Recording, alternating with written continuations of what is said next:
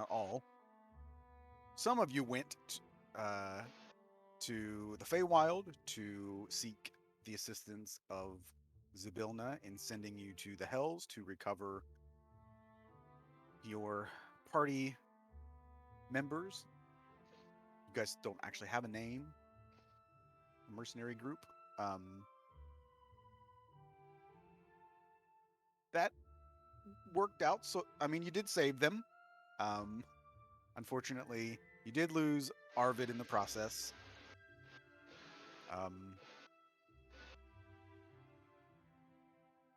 You, through a strange series of events, you eventually did make your way back again to the Feywild and Zybilna.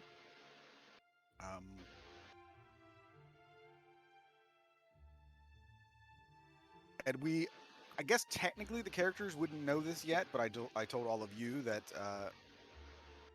2 years had passed since you left.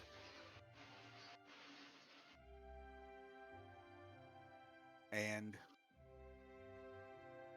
Zybilna, in her being convinced by Ragna to intervene and save you all, also gave up the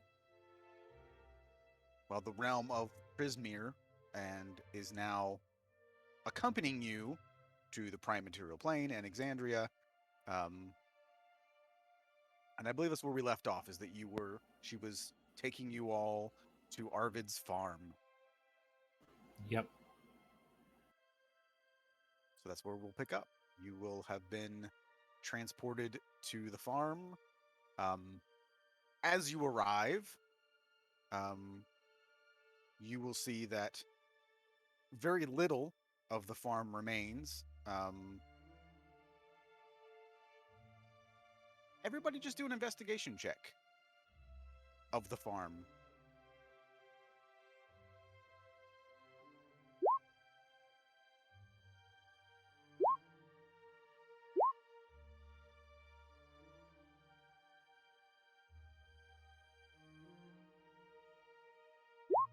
So, Mine clicked on nature twice. Hold on. Did I ever roll? No, I didn't. pretty much the same roll, isn't it? Yeah, I think so. But the computer I'm working on is very slow. Well, you got your nature rolls were better. Well, we'll keep those. Fine. I still can't even see my. You got a 3 on your roll yet. investigation and a 17 and a 15 on nature. So, yeah. Looking around, though, it doesn't look particularly recent. It looks like the farm was not just the building, but the surrounding area was burned. So there are basically remnants of a very large fire that basically wiped out everything here.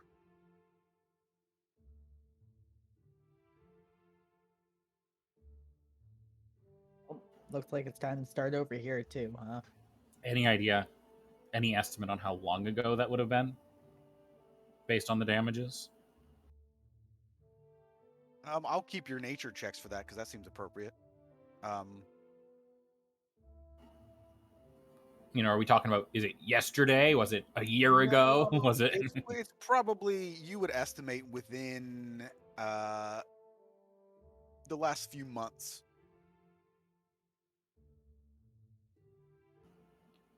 Interesting. Well, we've been gone at least a few months then. Based on the damages here. Ragna is going to run to the building and see if she can see any remnants of Bones? No, Allie. Yeah, like I said, bones? Yes. At least, I'm assuming it wasn't like this when you all left to come get us. No, it wasn't. We left Allie here, even.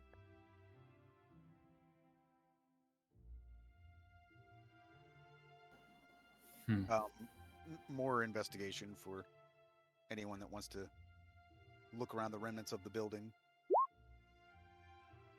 Hey, Regna's focused. Matt, can I look around to see if there's any sort of, like, if I could find any sort of recent, whatever the most recent orders would have been, so if I could see if I could, like, find any sort of date or anything? Yep. Right.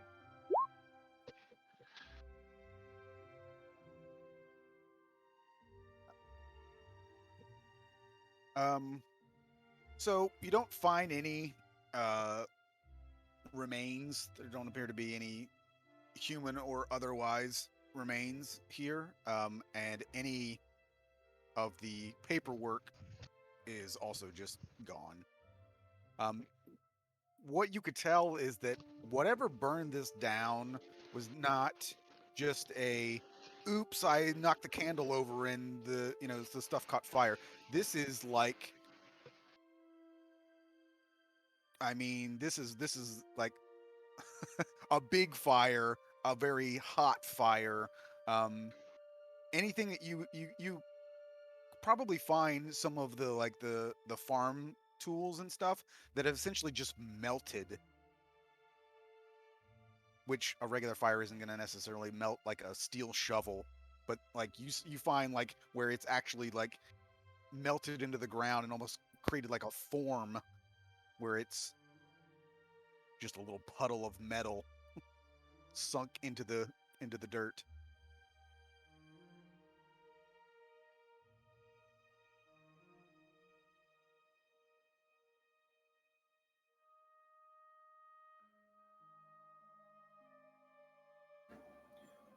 The damage here is certainly extensive.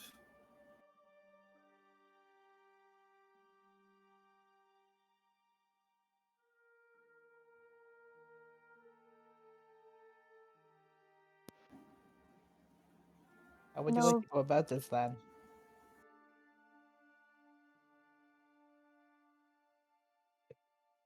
I'm gonna look to everyone real quick and just say,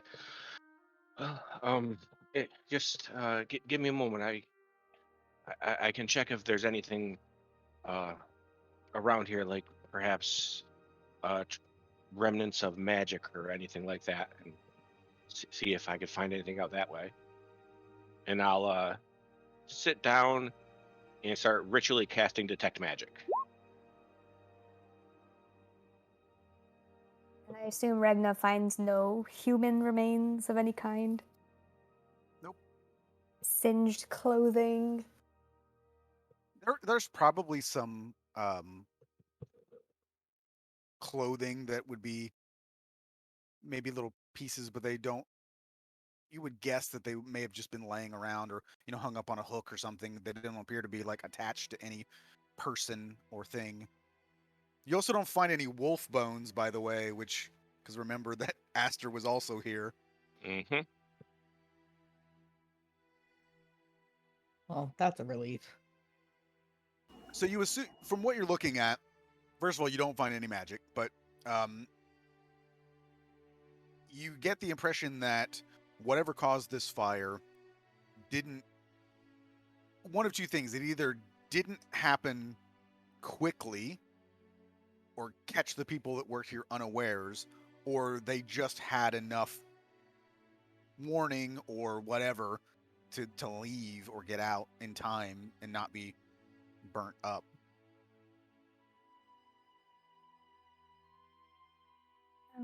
But Should if we? anybody is proficient in nature, you can roll that. Not me. I think I'm proficient in survival. Let me see. But then not nature. Definitely not nature. Yeah, survival, but not nature. We head back to the city or the town? Makes as much sense as any. We don't know how long it's been, but that would be a quick way to find out. And hopefully a quick way to charter a ship north if it's not been too long. Oh, yeah. Find out how long it's been. The Nexus is good for communicating with people that we need to find. I don't know. Is Uncle still being weird? We won't know It- until we check. I suppose Depends on that's how true. long it's been. You know who's proficient in nature? Arvid.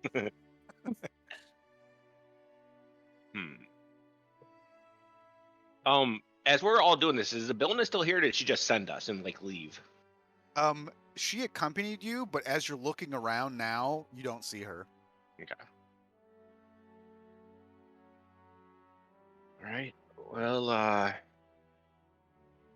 so before we left, or before we did all of this traveling and dimensional hopping, what was the last things we remember? We do remember, like you said, your uncle acting strangely. We do remember there was a new leader of the city who was not very fond of your family. Is there anything else important? Everything's been going by so fast, I can't remember everything. We were supposed to be meeting your sister up in, oh, what's the name of the place? So In Vasselheim. Yes, Vasselheim.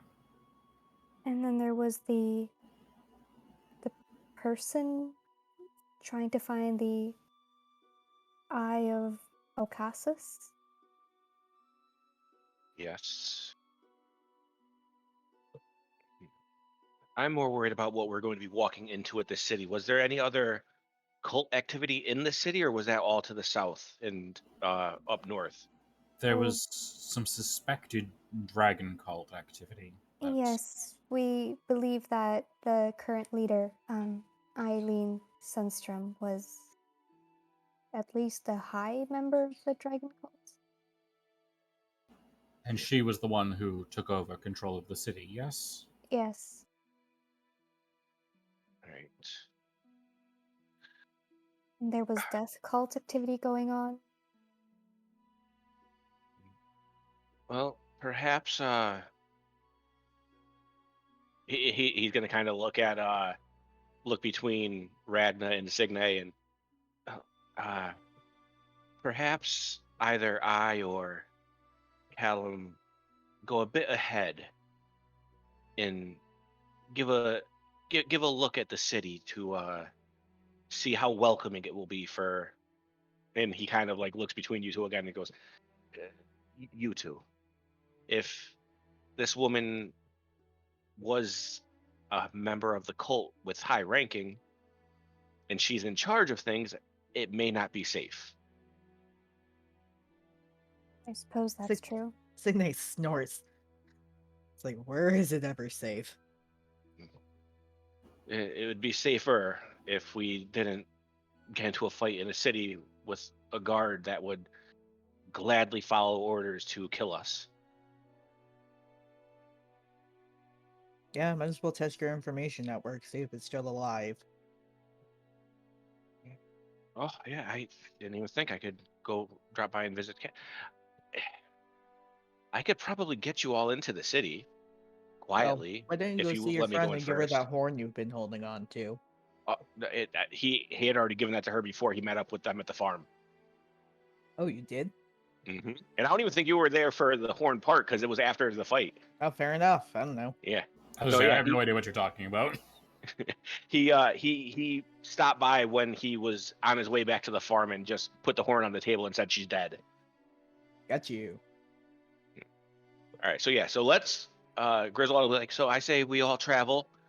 Maybe when we're about a few hours away, I can pick up the pace and get there early myself and give a look around, see what's happening, and if need be, I'll find a way to sneak you all into the city.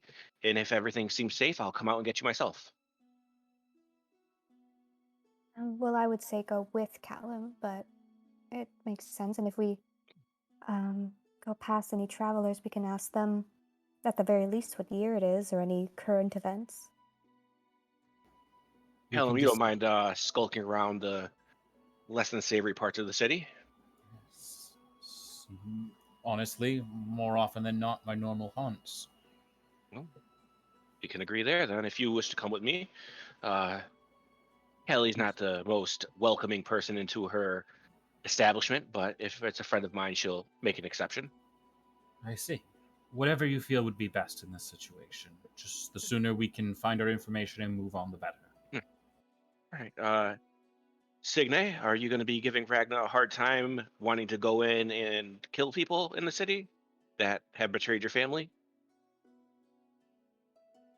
They'll get their due in time. I'm patient. All right. Well, If anything, we're probably short on coin, yeah? Yeah. very. I Signe will may have take to. the short sword that you gave her, um, pull her hair back in a ponytail, and just cut it in one swift motion. Hand the fistful of hair to Griswold. Well, this is what noble women do in situations like this. Not the rarest hair color, but it should fetch a bit of coin with the right weaver. He kind of just looks. I will give it a shot. Sure. And he'll Oh, just take the hair and put it in like a little pouch on his side. You can do a remarkable amount with very little coin. We'll see what we can make happen. Right. Between the two of you, Ragnar and Signe, is there any one in particular you want me to get in contact with? I can check in on your uncle, or did you have any Checking other on family friends uncle. or something? I'd also really appreciate it if you could find someone with a proper pair of pants. As she says that, I'll kind of just look and try to gauge her size, just and take a mental note of it. I think just Uncle Dresden. We didn't have very many ties to the town after our family left. Signe, can you use a longsword? Would that be I mean, put it in my better? hand and use it. Regna pulls out her +1 longsword.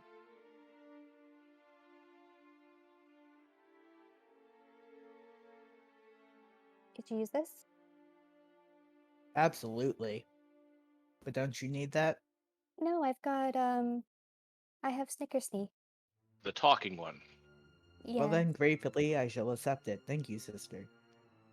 you're welcome. All right. Matt, if I look up at the sky, what time of day does it seem to be around?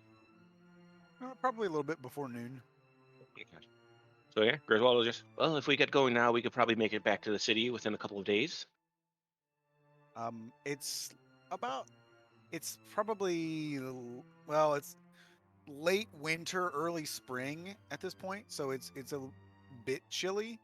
Especially for people with no pants. Yeah. And I will say one point of clarification. You actually weren't going to meet your sister in Vasselheim. We were going to try to, right? But you were going to intercept her. yeah. In Vasselheim. There's a difference. She was not expecting you. You were just trying to go and get to her before when she got there. So it was not a scheduled meeting. He wouldn't have been waiting around for us. Right. Okay. She didn't know you were going. Is basically what it boils down to. All right. Well, did anyone see anything worth gathering up supplies wise around the farm, or should we just head out? There might be some like burnt potatoes, that kind of stuff. Yeah. Not a whole Right. lot of. There was probably just a small garden for the people that worked there to grow their own food, but it was mostly the weed that they were growing. Mm-hmm. All right. Then I say Griswold's going to look at everyone and just say, so perhaps this time is one of the few we shouldn't take the shortest way there. Perhaps we should make our way to the road first thing and better our chances of running into travelers. That seems a fair assessment to me. Gather a bit of information on Stormhaven before we get there. That said, if I remember correctly, the road to Stormhaven is very indirect. We need to go nearly to Mage Shear before we go there. You could go this way. That would be faster. Oh, that is a path too. Yeah, there's a path through the. Okay. Down. You zoom in, you should be able to see it a little bit. But yeah, it goes through the trees there. But that would be faster. Down near Rethalor. Might run across the circle, be able to thank them for their... You mentioned that they helped you finding us, yes? Yeah. For all the gold we had, apart from a bit, and free access to Arvid's farm, which don't know how much use they had out of that. They burned it down, those bastard druids. They didn't Yeah. get enough weed, and they just fucking flipped out.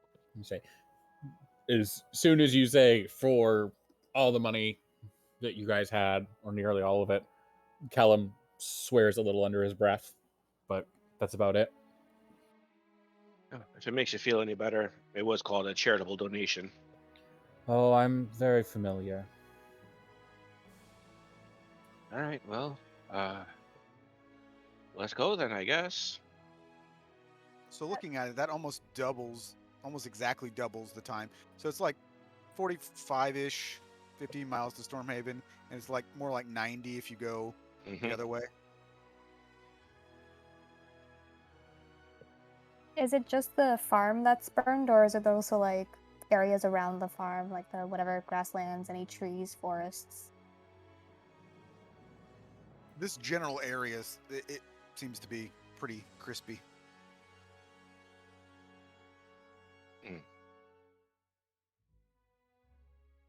Everyone good with taking the road the whole way, or do we want to get there quickly?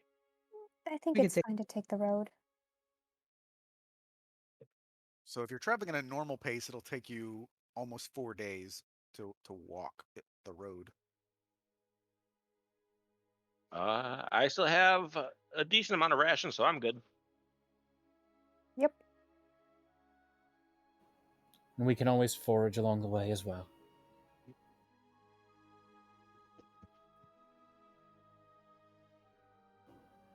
The Rethalor forest is plentiful enough to manage that. As is, frankly, the path to Stormhaven, if I remember correctly. Mm-hmm. The only, I guess, considering what you guys are trying to do, the only bad part about going this way versus the other way is that you're a lot less likely to run into people on the road this way. Oh. If you're looking for travelers to like ask like, oh, can I buy your pants? Or Well, then what if we went this way and got to the road here? Would that be a more traveled area of the road? Yeah, because Stormhaven to Mage Shear to Brightdale, and because I mean this way is not very used. Loops all the way around and goes to Abangora, whereas like this is Stonebrook and Crimson Lake, and that's it. Yeah, they don't go. There's no reason to go to Stonebrook. Okay, so then I will amend my idea to just getting to the traveled part of the road. That works as well. If the goal is to meet more people along the way. I think that's generally the way that you guys have been getting to the farm, is just straight up and then across. Yep. All right. Well, having probably walked this path a few times by now, Griswold is going to just start taking off, walking in like southeastern direction. All right. So as you guys are traveling, and real quick, just I know how low of a chance it is, but can I please keep an eye out for any sort of wolf, bigger than normal wolf footprints? Yep.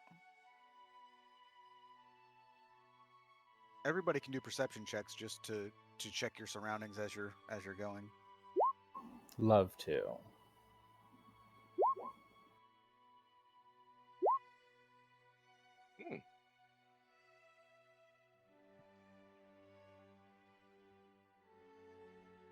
And then do investigation, Griswold, for your wolf tracks. Pretty good. Yeah. And say with confidence that you do not find any. Okay.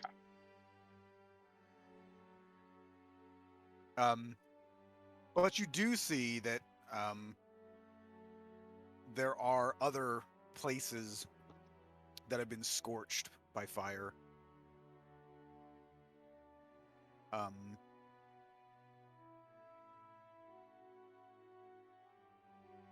would say that it probably, for the most part, looks somewhat indiscriminate. Like, it doesn't look like it was necessarily targeting specific places, because it seems sort of random. You don't really assume that the farm was random, because that would be a weird sort of like, oops, I accidentally did this. But there are other areas that are burned that don't appear to have any like reason to be. You know, it's not like like I said, you've walked this path before, so you're not coming across like villages that were burned. I mean, there aren't villages on the way, but you do find, you know, copses of trees that have been burned and things like that, where it just seems a little bit odd. But again, what you do recognize is that this is, whatever this is, isn't just somebody walking around with torches setting grass on fire. Like, this is very harmful, powerful, I guess. I don't know how to describe fire being hotter than regular fire or something. I don't know, but yeah, Very it's fiery fire. yes, Fire plus. yes. It's a +1 fire is what it is, and you are noticing that things are burnt, and like, you know, like as I mentioned, like, you know, you saw metal being melted, and When we um, see these, are they all relatively the same size, or are they like vastly different, like one really big area to a small area? it's hard to tell, because depending on what catches fire. So if obviously if it catches grass on Gotcha. fire, it's going to spread. Um, but yeah, but you do see it all along the path getting back to the road. And since we haven't done it in quite some time, as you guys make camp for the evening, we will also go ahead and do watch, because we haven't done that in a really long time, actually. Griswold will take one during the night, since he can finally see in the dark with his goggle or monocle. Callum will as well, since he sees fine at night and is a little more perceptive than most of the others. Ragna can. She's not perceptive, but she can see at least. Signe is the one who can't see, the only one who can't see currently. It's Do we okay. need 3 watches or 4? 4. I can be up early in the morning. So yeah, Signe will take last watch. Because of the time of year, though, you got to remember too that it is dark Oh. early, and it's going to be, it'll be brighter earlier, but it's going to be darker sooner. So Okay. the days will be shorter. All right. Well,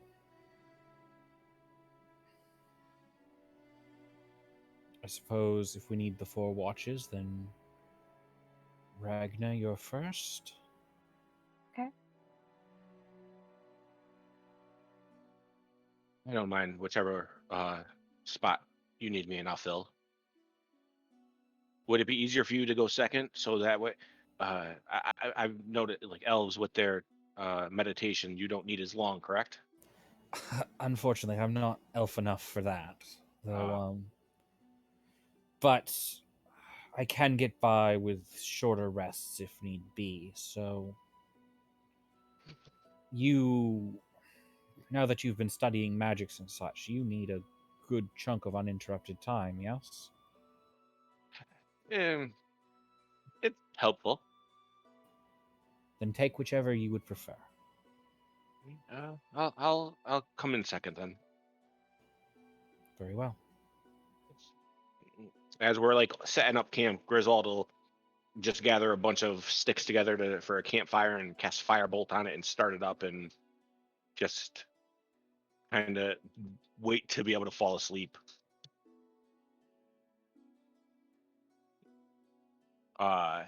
When we're all like sitting around, he's gonna kind of just look, and oh, I didn't expect myself to be saying this, but rather quickly starting to miss Arvid, not looking terribly forward to going to sleep for the first time since being back in the Hells. That is a bit unfortunate, yes. And he's going to turn to Ragnar and just say, he really didn't want to go. Yeah, he didn't.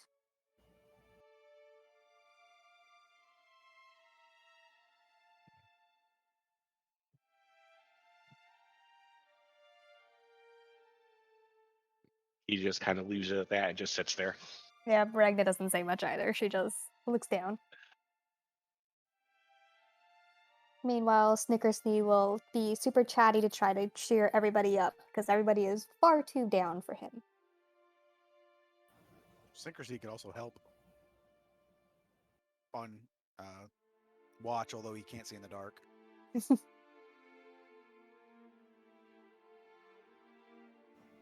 can't see Callum's, though, which is weird. Callum's happy to chat with Snickersnee a little bit, but he's also going to go to sleep relatively soon.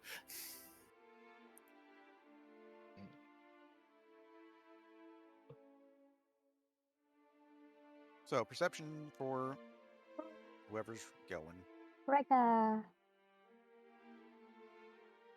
Perception with Snickersnee. Distracted by Snickersnee. Distracted by Snickersnee. So you don't notice anything at all, actually. Yeah, Snickersnee's just like, I think you should wake up a little bit earlier and maybe make some breakfast for everybody. And I think that would make everybody happy. Because right now, it's kind of depressing around here. And Ragna's like, no, thanks. No.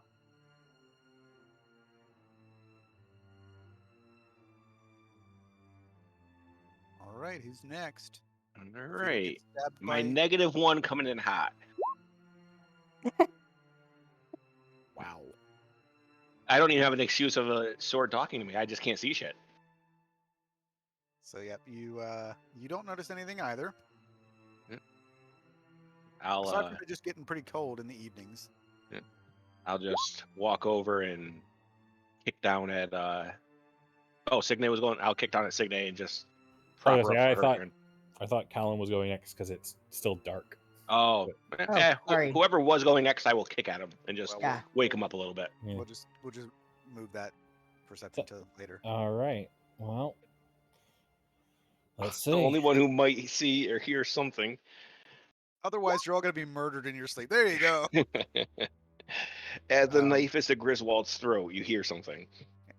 So, I guess potentially maybe some of you are obviously distracted by Snickersnee or distracted by, just this whirlwind of events that have just transpired. And, you lost Arvid and, you spent time in the Hells and you escaped and, Zabilna came along and like, it's been a crazy few days. Callum, though. I was going to say, but you know what? It had nothing to do with Nerul, and so Callum is still on point. Right. And he's pretty chill and mostly unbothered by things, I think. So but Callum, what you notice that nobody else did is the strange quietness that you would be familiar that this time of year you wouldn't necessarily have all of the you would potentially have some migratory birds that would have left, so you wouldn't have necessarily expected to hear, and especially in the evening. But you hear no sounds aside from a few insects, and you would have expected to hear other wildlife, whether it be birds, owls, bats, anything, but you hear a few insects and that's it. And that strikes you as a little bit odd, being this close to the forest, being close to a river. You'd expect there to be a fair amount of wildlife, and there isn't any. Noting this, Callum would take a branch or something from the fire that he could use for light, and he wants to investigate one of the nearby burn marks just to see if it seems like it's about the same timeline as the one at the farm, or if it's more recent. Yeah, I'll just include that in your perception as a 21. you would estimate that it looks pretty close to the same time as far as like the recovery of the flora. You would Okay. assume that it's all happened relatively at the same time. All right. He would just settle back down by the fire, then keep an eye on things and meditate a little and be aware of his surroundings. You And then hear a once little voice from the sword. What did you see? there's an ill wind in this area, there should be more life, more activity, even this time of year. Maybe everybody's gone now. Could be. Oh, that would be fun. I don't know what it means, but whatever it does mean, our best bet at finding answers is still in the city. So, Stormhaven. I think Callum he'll be quiet for the rest of the night.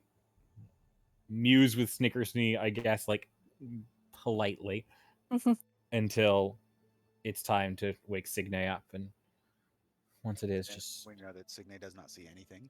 yeah, and just be particularly alert. There's something strange going on here. I'm not sure hostile, but strange. Nicker's knee.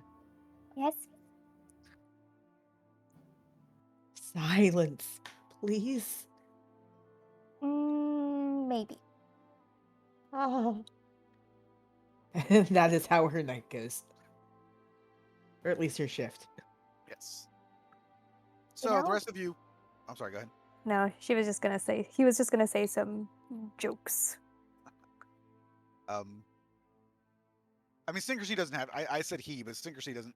I don't think a sword necessarily has a gender, so you could, call it a He she if you seems like. like a he. But you wake up, all of you, in the morning, to again a very quiet, calm morning. You know, I told Ragna she should make breakfast, but she said no. I think that's kind of rude. Callum will do a little foraging while everyone's waking up, see if he can find us food. At least someone I'll is gonna attempt to make hunt. breakfast. Yeah, you guys can do survival. See how well you do. Yeah, you get enough rations for the day at the very least. Woo!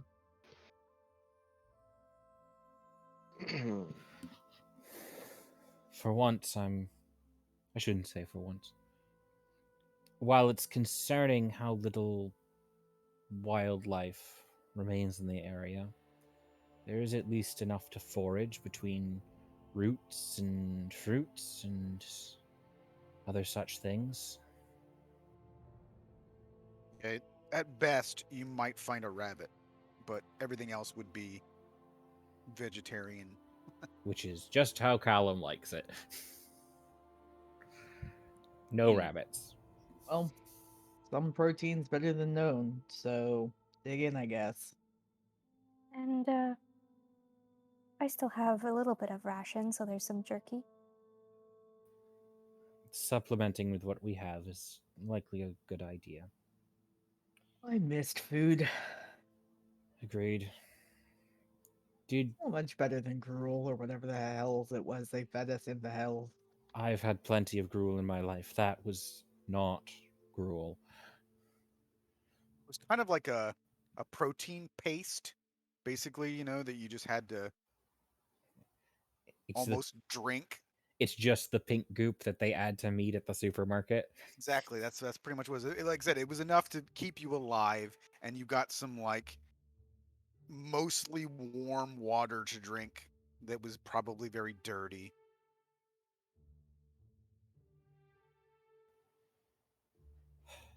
So, did any of you happen to notice how quiet it was here as we've been traveling and through the night? No. My thoughts don't have not allowed me to hear quiet since we've left. Well, it is unnaturally so. Between the strange signs of fire and now that I've noticed it, the missing wildlife, we should be prepared for danger in Stormhaven. One of the things I do know about animals is that when there's something more dangerous, they do tend to stay hidden. So, eh, just hopefully whatever is more dangerous is not more dangerous than us. I I worry that it may not be hidden and may simply be gone. And that concerns me deeply. And Griswold's kind of just looking, and he looks around at all the different scorchings, and he just this this whole no one thinks this could be related to a cult of a dragon, right? Like that's not what this is, right? And he kind of sounds scared as he's saying it. The thought has certainly crossed my mind, but I don't know enough about dragons to say for certain. Playing a dragon would be super heroic, though.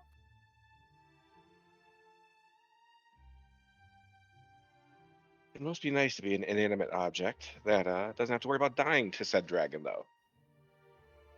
I Listen, mean, Snickersnee, once we we get a little more equipment, we get back on our feet, we'll talk about dragons. Until then, let's just focus on regrouping, getting ourselves together, coming up with a proper plan.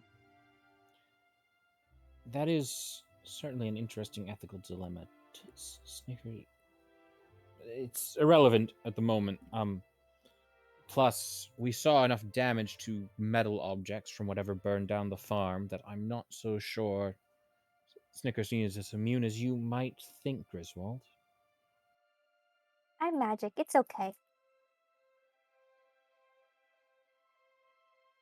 Well, I guess let's continue making our way towards the road and tell him you're pretty good at spotting things, so keep an eye to the sky.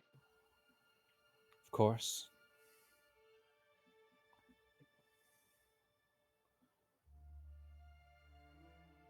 All right.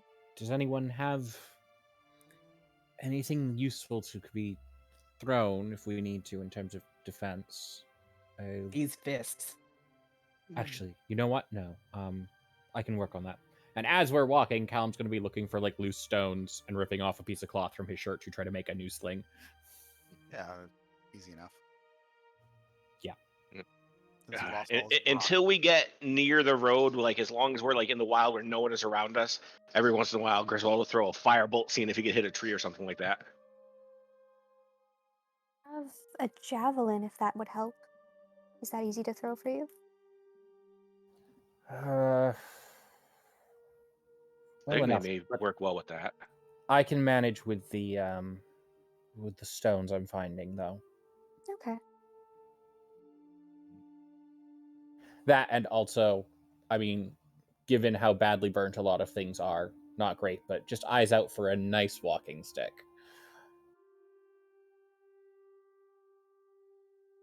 You can do this Matt, later. how long would it be from the morning we wake up to make it to the road? Probably about a day and a half.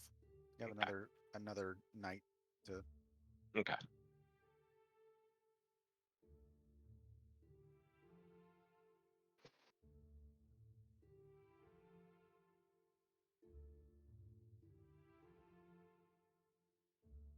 But I won't make you do another watch for the second day because as you're traveling, it's more of the same. And as he brought it up, maybe the rest of you do kind of notice the fact that like you don't see any birds even in daytime. You don't hear them, you don't see them. There's nothing flying in the sky. There's not any animals scurrying along. You don't see deer, on the edge of the forest or anything like that. Um, it's just eerily quiet. You hear the wind, and that's it. And when you're out in the wilderness, that's not what you expect. I mean, you do hear some insects because, you know, they're just obnoxious like that. But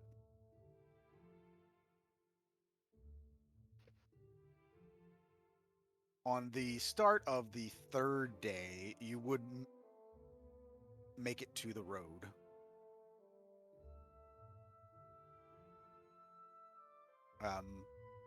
And whether or not you're surprised by it, I guess I'll leave it up to you. But you actually don't see too many travelers on the road. At least at the beginning, once you reach the road, you don't see any.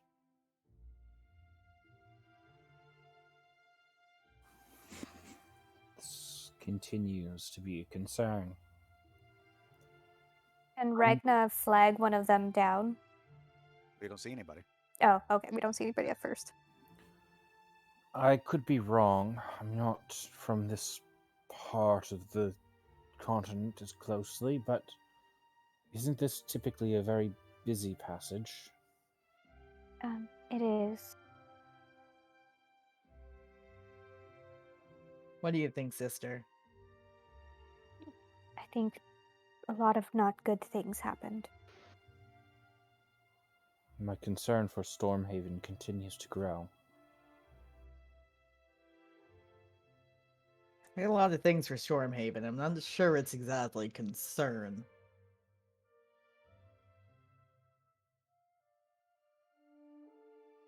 I mean, if the assumption is that it is a dragon, Eileen was in Stormhaven as a leader and part of the dragon cult, perhaps Stormhaven is now its epicenter. Which means we should be even more careful. Hopefully we do run into someone and we can just ask. Well, we be careful who we ask what. Don't want to ask someone who's loyal to her. Oh, hey, what's going on with this lady? You know, eh, this is very concerning.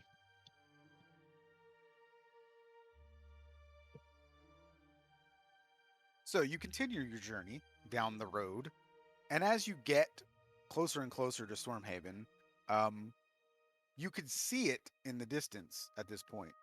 And immediately, um, Signe and Ragna would notice, and Griswold probably would too.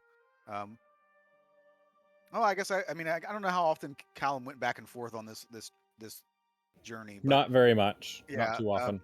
But what you immediately notice is what you don't see in the distance, which is that from even very far away, there is a large spire from the Nexus that reaches high into the sky that you can see from miles and miles away, and it's not there.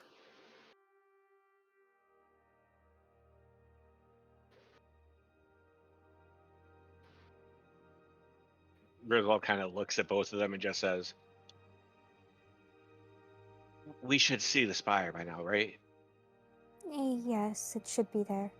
Honestly, we probably should have even seen it roughly a mile or two ago. All right. All right. The city, we've come and gone there many a times, so they know what we all look like. Callum, are you confident in being able to be unnoticeable enough to get by them? If do you think they would be able to spot you from how you look? Unnoticeable, perhaps not, but unremarkable, yes. We have had our own conversations with their uncle, who could easily describe any of us. I don't think you ever had any run-ins with guards in the city, did you? Not that I know of. Because I've been practicing some new arcane things, and well, I can do this, and he's just gonna cast disguise self on himself, and he's just gonna. So I should be able to get in very easily with them never knowing anything about who I am. I don't like going anywhere alone, but I think it might be smartest. I think, given the dangers of this place, or suspected dangers, traveling together makes sense. And there are, as I have said before, many benefits to being a plain man, unarmed and unarmored, entering a strange city. If you're confident, I'm sure. I'm very good at getting around myself, and I just don't want to put anyone else in danger after what happened to Art. And he kind of like starts saying Arvid and then just stops, and I don't want anyone to be in danger. At the very least, we need to find out what's going on, and sending you alone is a greater danger than going together. Listen, you two should go together. Our faces might still be known by some of the old nobles. If they're there. We still Right. have no idea how long it's been. Right.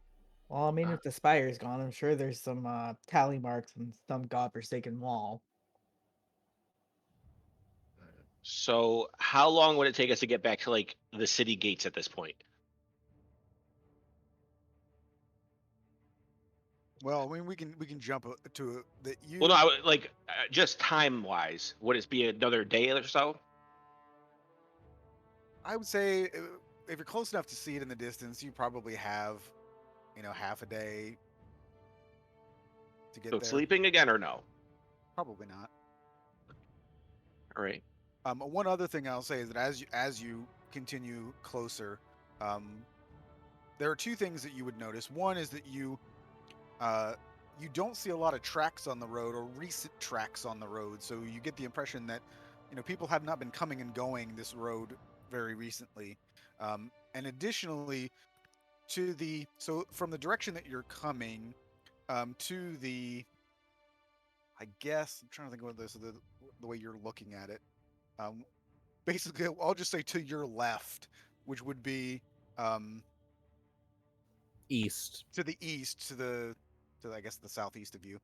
Um, Close to the wall, you see smoke, and um, those of you familiar with the city would recognize that that area right near the wall would be the Temple of Eversight. So you get the impression that it has been burned because it's a lot of smoke, but it's the kind of smoke that is something that's smoldering and but it's not actively on fire. Basically, Okay. the fire's been put out, but it's still smoking. All right. Are there any trees, bushes, coverage around us? There probably is some in the general area that you All could right. skirt around. All right. Griswold is gonna kind of motion over and just say, let's get somewhere where it's a bit harder to be seen. Have a conversation quick. All right. Okay. Uh, he's he'll just lead him over and he goes, all right. So I think right now the best plan would be, well, I think the best plan is myself, but I'm fine with Callum coming. Let's go in. We'll get to Callista, and we will find a way to. I don't know the underground routes or anything like that, but perhaps we could find a way to get Ragna and Signe inside as well. And if we can't, at the very least, one of us, or perhaps both, can come out to deliver the messages to let them know what's going on. Gather a bit of Depending, information and head back out. I suppose if it's not even possible for us to stay in the town, just buy up any supplies we need and bring that with you. Uh, agreed. if we are able to get you in, we could probably stay at Callista's for a night or two at least Okay. before she becomes unhospitable. All right. Would you two be okay with waiting here for a bit? I don't He's mind. gonna look at Callum and he's just gonna. It doesn't appear that there's been much travel. Should we even go to the gates, or should we try to look for another way in? You know the city far better than I, Griswold. I am content to walk up to the gates as the simple travelers that we are. But I would go to the gates first and see if they're even open. There are technically 6 gates into Stormhaven. The one that you're going, the main road that you're going on is the main one. And I'll say that you guys are now close enough as well, so you can see a couple of things. Normally, outside of this gate, some of you might recall there are like some like travelers inns, and this is where all of the people stay that like you can hire a cart and all that kind of stuff. All of those buildings have been burned to the ground. They're not smoldering anymore, but you can see that there's nothing left. So the kind of the it was both a place for travelers to stay when they were trying to get into the city and didn't have, you know, a permit or anything like that. And also, so you ended up with a bit of like not full on refugee, but you kind of get what I'm saying there. And it's all just burnt to the ground. Can we see anyone that looks like they're standing guard or watch or anything? Yes. how tall roughly are the walls to the city? Probably about, it varies, but I would say at the lowest about 30 feet. And there are watchtowers all along.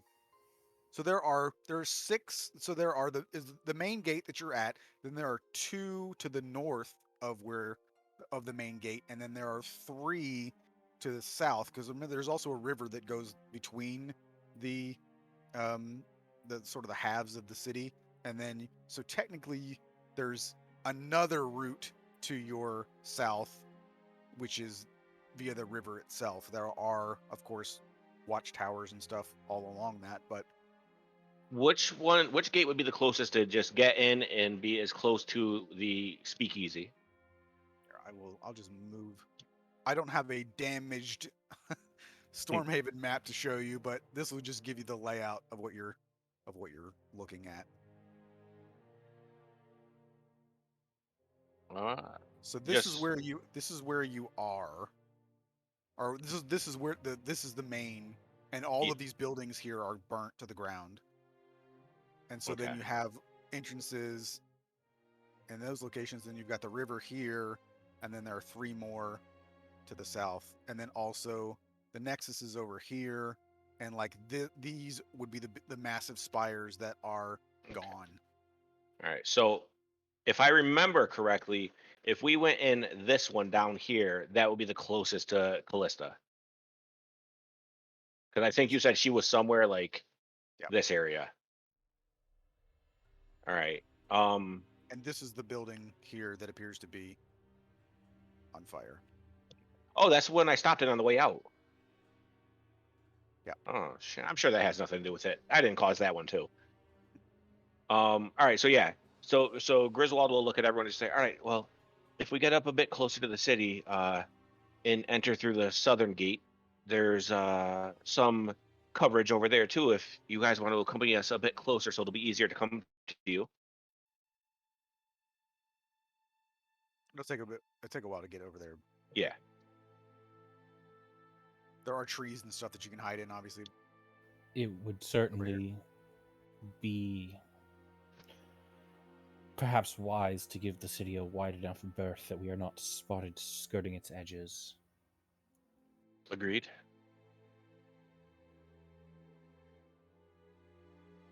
Yes, that sounds like a plan. I will say, for those of you that are closer, so I guess you're still together. Just do a perception check real quick. Ooh, not terrible for once.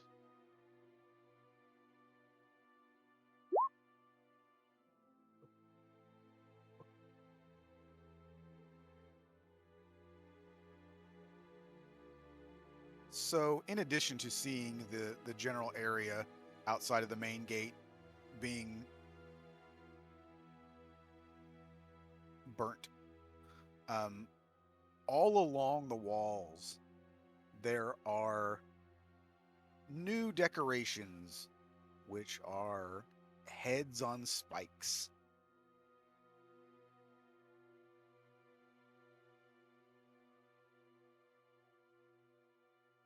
You're not close enough to Oh. pick out any particular faces you recognize, but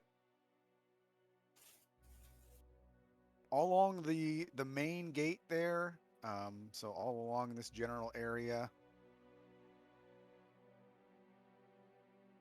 I would say between 75 and 100. Very wide berth. Agreed.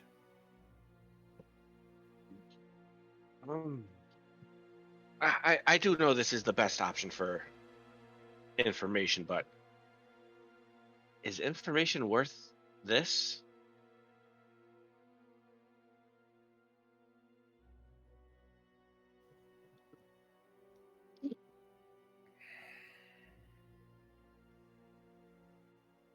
We don't know if this change is only here or elsewhere.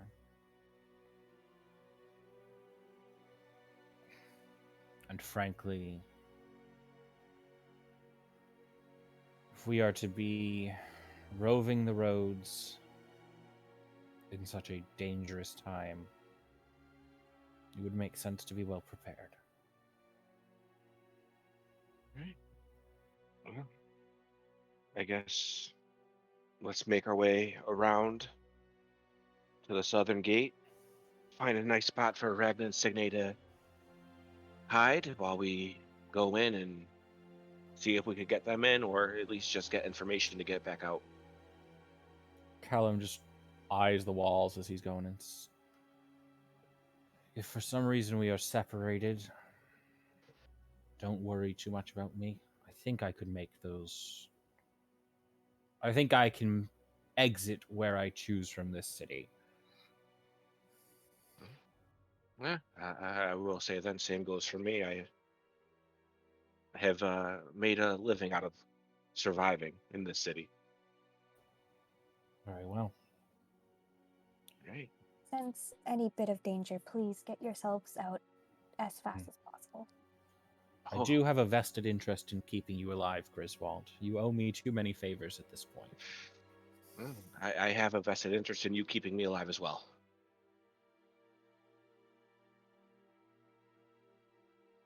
All right, let's go. So it's not this little inlet here is not enough, like isn't really large enough it to show on the main map. So even though we can't see it, we'll assume that somewhere over there there's a bridge that crosses this little river, so that you Not can going get for to a this swim. side. And as you make your way around, I would say you probably well, you don't need to roll for it, because as you get probably close to this road here, from the direction and what actually appears to be from the arena itself, you all spot and then start to hear the sound of a massive black dragon taking flight out of the arena and heading south. Immediately finding the nearest bush, tree, anything, and grabbing people and running towards it. It doesn't seem to. It's not looking around. It actually is purposely going. You see it fly up and then it goes south. Yeah. Griswold kind of just, through hyperventilating breaths, just goes, dragons can be black? Yes, they can. Well, Would appear what- so.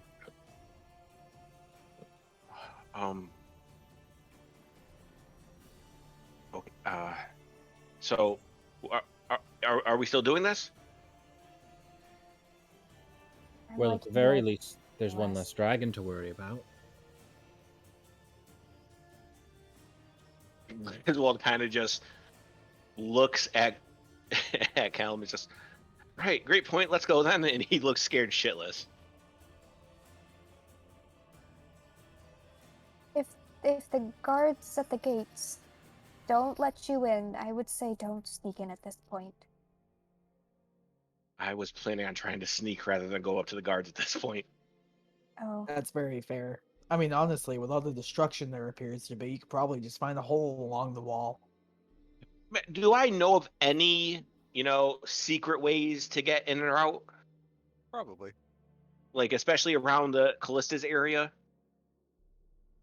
Like, she has like a trap door that leads out somewhere and you pop up from underneath a bush or something? I would think so, yeah. Also, everybody just do a perception check. I changed my mind.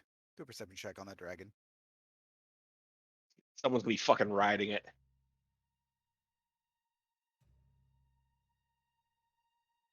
Griswold, Signe with that big 11. Yeah. Well, again, I mean, 10 is average.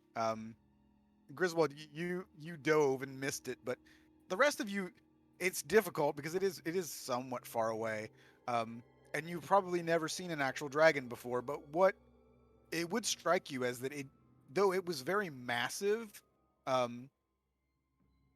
it looked like it looked like it was sick, I guess, because like you can see when it was flying up, like you could see its ribs, and it looks like the skin was like torn in places, like it was almost like hanging off of it. It did not look healthy.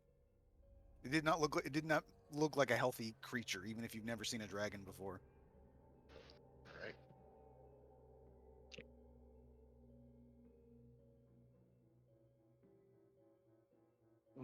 Well, all right, let's get them hidden and tell them there are a few ways we could maybe look at. I might know one or two ways to get in without having to worry about guards.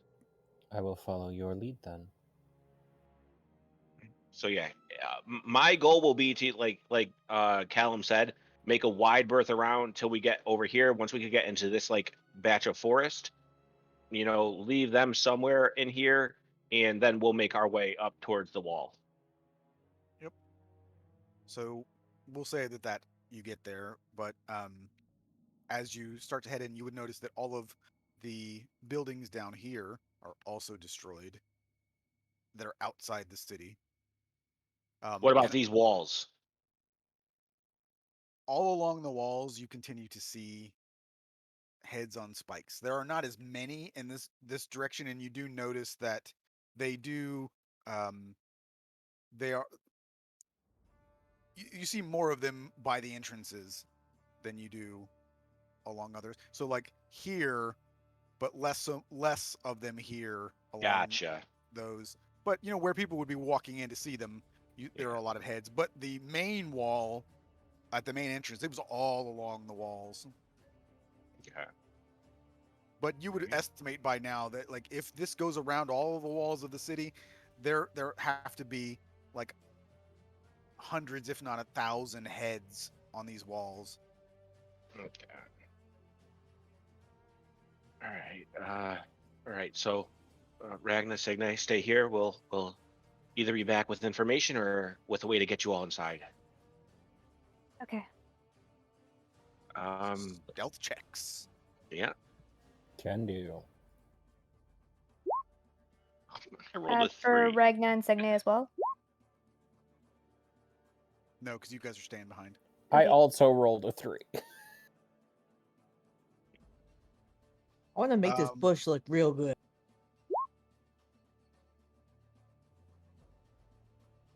We should have sent Signe in. Hey, I got a dirty burlap sack and something that might be able to count as undergarment for pants. And 2 swords. I'm ready. Oh, as we're leaving, Griswold's gonna kind of look at this. Signe, in case I need to defend myself, can I have the sword? The short one? Yeah, here you go. All right. All right. So yeah, I mean, I think we're stealthing perfectly fine. So I'm gonna take us to an area that I think, or that I remember having like a more hidden way into the city. Yep. And as we're going, I'm gonna kind of just think a little bit, and Cal, you'll just hear, try your best not to talk. If I see anything, I'll let you know like this. I don't think he could respond with that, but I'm not sure. Callum will just nod because he doesn't know if he can respond or not.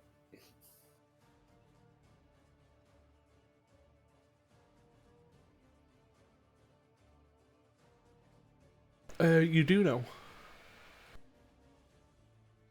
When we were down south, you somehow managed to get a message spell off to Arvid in the same room. To which he responded. Yeah, but I have the message spell as well. Yeah, that's the spell you did. Oh no, but I just have that feat for telepathic. Oh, you didn't have telepathic then? Yeah, no. This is no spell needed. Just I could just like not even whisper anything. He hears it. Says your communication doesn't give the creature the ability to respond to you telepathically. Okay. Okay. All right. So yeah, I'll just ask him to try to be as quiet as possible unless it's extremely necessary. Yeah, Callum will just nod.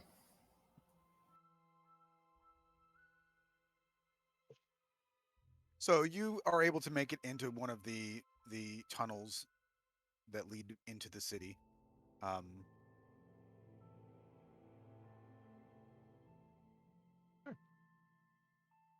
Once we're like in, give a bit of a look around, make sure no one's there, and just kind of, I'll just look at him, and you'll just hear in your eye, first part done.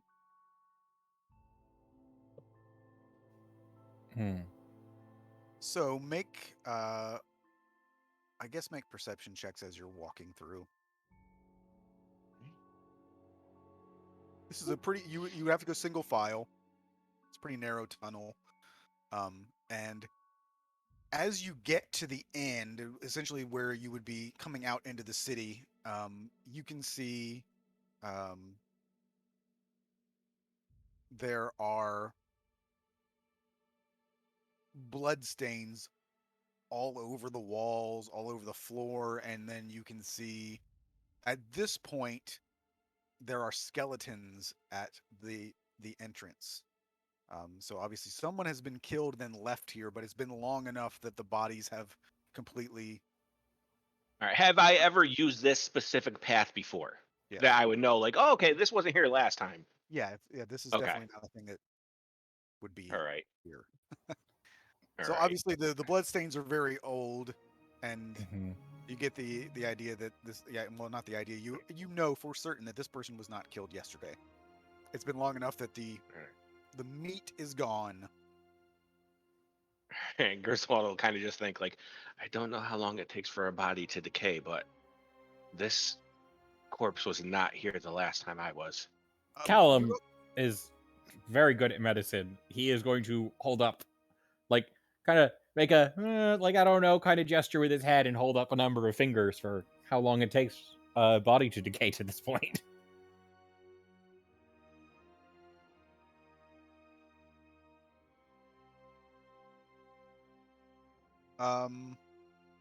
But obviously cannot express any sort of unit of measurement without talking. So 4, maybe 5. It takes generally, as far as I know, this is me in my A&P classes from college. I think it's like after a month, an exposed body starts to essentially liquefy. So after that, it would then start to, then you would get just the skeleton after a while. So like after a few months, and you would also notice that the skeleton is not entirely where it fell, I guess. So you get the impression that, like, rats and whatever, it probably, eaten little nibbles. Yeah, so the bones are not exactly in the place that you would where they fell. But this is definitely not an ancient skeleton, though. This person would, you can see that the clothing would still be somewhat on it. The the cloth hasn't all just deteriorated or anything like that. So It's a fashion we recognize. yes, It is a This- material of some sort that we know. do a So medicine check. We'll give you. We'll see how Cool. how good Callum is. If his Yeah. pants are wear, we'll steal them.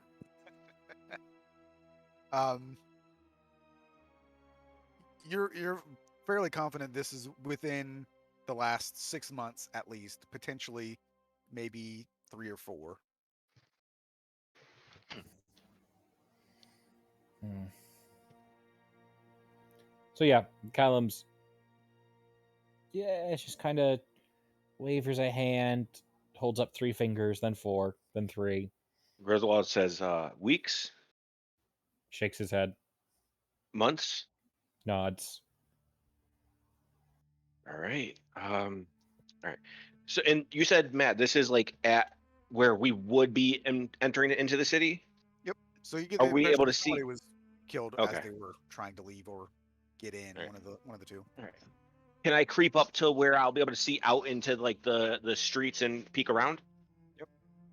Well, not into the streets. This actually would open up inside into a building. Okay. All right. I'll tell Callum that actually because he's better at seeing and hearing. I'll point to wherever the door is that would be like he would be looking for, and I'll just Mhm. say this is gonna lead into a building.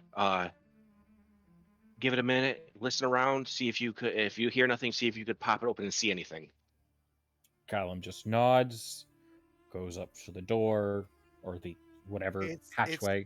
It's a hatch. You basically would be going up into the floor of the building. Gotcha. Press his ear to it, see what he can hear.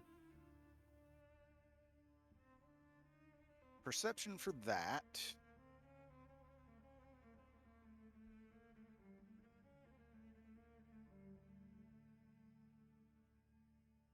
You don't hear a whole lot. You hear, Okay. normal sort of city sounds, I guess. Mm-hmm.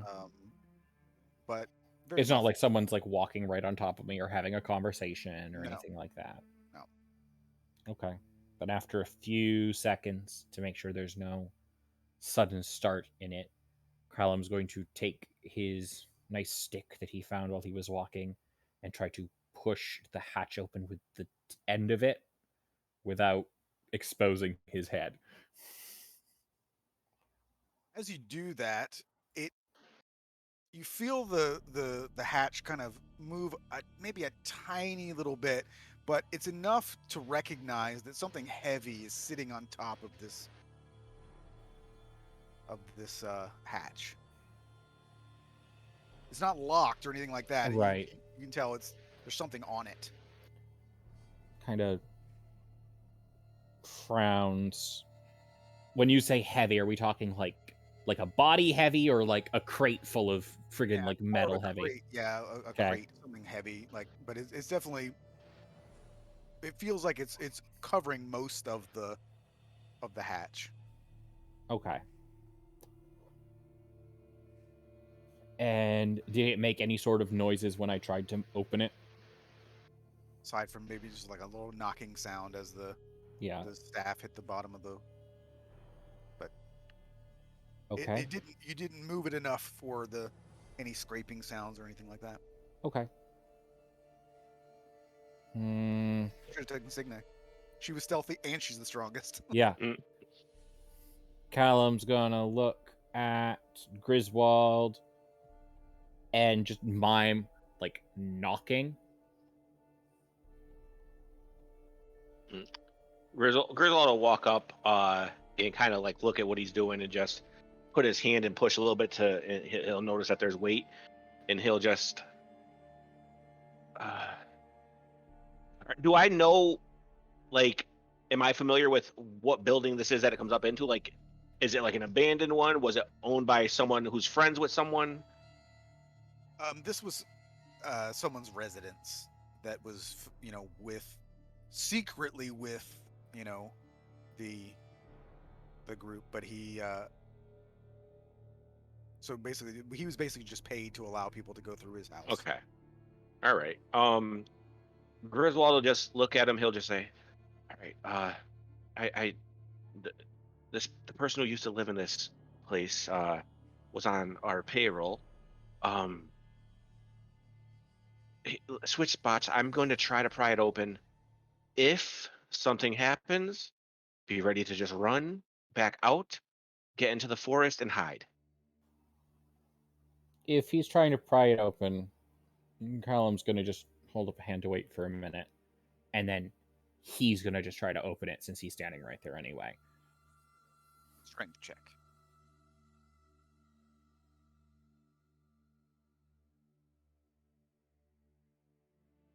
No. This No. time it makes a lot of noise as you kind of hit and push, and the weight of it actually cracks the hatch that you're on. So you're pushing up, and the wood actually just starts to snap under your hands. Yeah, that's a stop right there. That said, when he stops, he listens.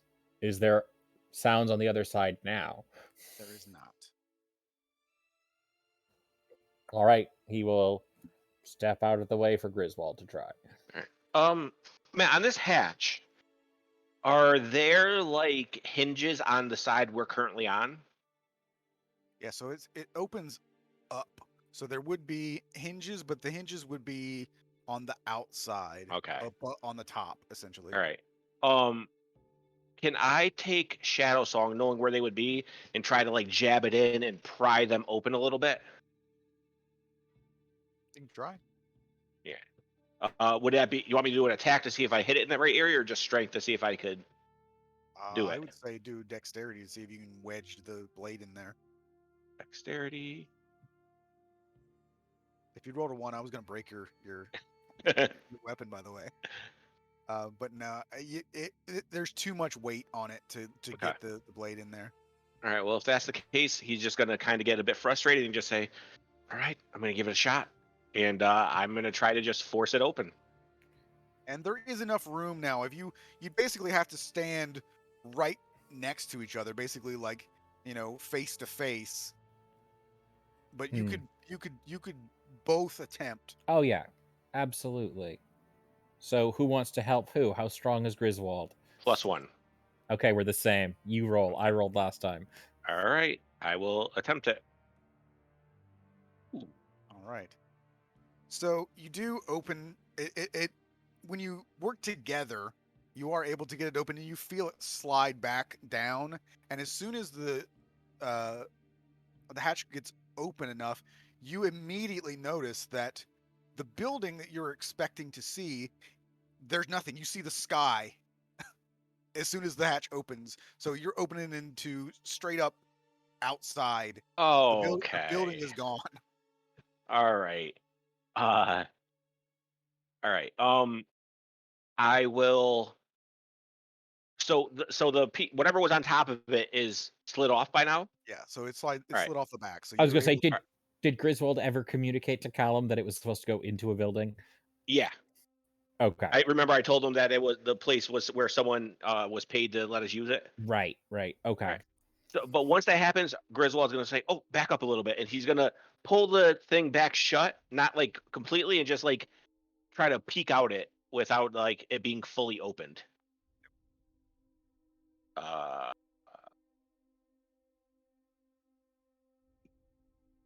would say that the direction that you would be, so you would be kind of in this general area, and so you would, from your angle, you'd probably be able to see kind of this way would be your field of view. Anyone, like whether it be a guard, a citizen, a fucking dragon, something, anything I see moving. You would see some guard, and you would recognize that you would have seen the amethyst guard that was in charge of Mhm. Stormhaven. You would see that whoever these guards are, it's not the amethyst guard, or at the very least they have new uniforms, because these guys are wearing a combination of kind of bronzed looking metal armor and then just jet black leather. Okay. and rather than helmets, they have actually they have black hoods that go up over their head. But they're All right. carrying themselves, and then um, some of them have pikes and spears and stuff, and they do look like they're guards, and they're kind of patrolling along. And you can see that there are a lot of burned out buildings. All right. All right. Griswold is gonna he'll like communicate to Callum different guards, or at least not dressed like the old ones. He nods. I can make myself look like one of them if need be, but I don't think that'd be the smartest. Let let me make my way through. Let me just get upstairs. I'll do another look around, and then when it is safe for you to come out, I will let you know like this. Callum just nods again. So yeah, I'm gonna try to stealthily sneak out, and just crouch up against a wall or something like that, and just try to have as much cover from where I saw the guards as possible.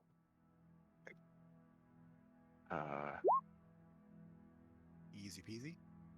All right. I will say where you come up, off in the distance, because it's again obviously on a flat map, it's difficult to see, but the Nexus is on a hill, and in the distance over here, you see a smaller yet still quite large dragon that's perched atop the Nexus. This is a red dragon. Uh, Does not look sick. Sleeping, looking around. Just kind of like just hanging out. Not specifically it's not like it's looking in any sort of like patrolling manner, but it's just kind of sitting up there. All right. Griswold will just kind of take note, look around on the streets to see if there's any guards approaching this way, and if there is not, I will tell Callum, all right, get up here quickly and quietly, and do not be alarmed if you happen to see another red dragon. Quick and quiet it is. Are you alarmed at seeing a red dragon? Or no, because he told you not to be? Yeah, he told me not to be, so I'm like, okay, there's going to be a dragon up there. There's going to be at least one dragon up there. Mm-hmm. And you said this one does not look sick, Matt? No, it does not have the same sort of skeletal appearance. Although black dragons do have a skeletal looking face anyway, but this red dragon, you would anticipate for those of you that are, I don't really think you guys would know necessarily, but I'll just say that it looks smaller. Okay. It's still a big dragon. It's not like it's a baby, but it's not quite as large as the black dragon was. Okay. All right. So yeah, once he gets up, I'll push, not push him, but wave him over to where I'm hidden, and kind of just think, all right, dashing from side of the street to side of the street through alleys and such. I say we make our way to Callista's, see if she's still around. We'll have a bit of a break to relax and discuss things, and then figure out if we can or cannot get Signe and Ragna inside. Callum just nods again. All right. This time, knowing his strengths and weaknesses, Griswold will look at it and just say, "All right, take a peek, see if you can see any guards. If you can't, just give me a thumbs up, and I'll make my way across." Callum's going to take a peek.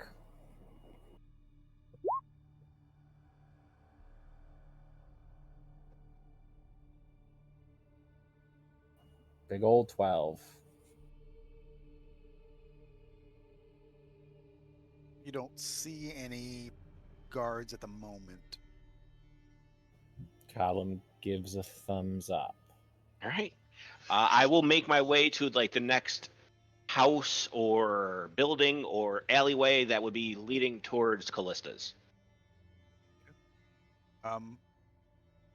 as you get close to your destination, I think you could probably see that similarly, the building that you normally go to, because Callista's bar is underground as well, that the building that you go into to get down there is gone.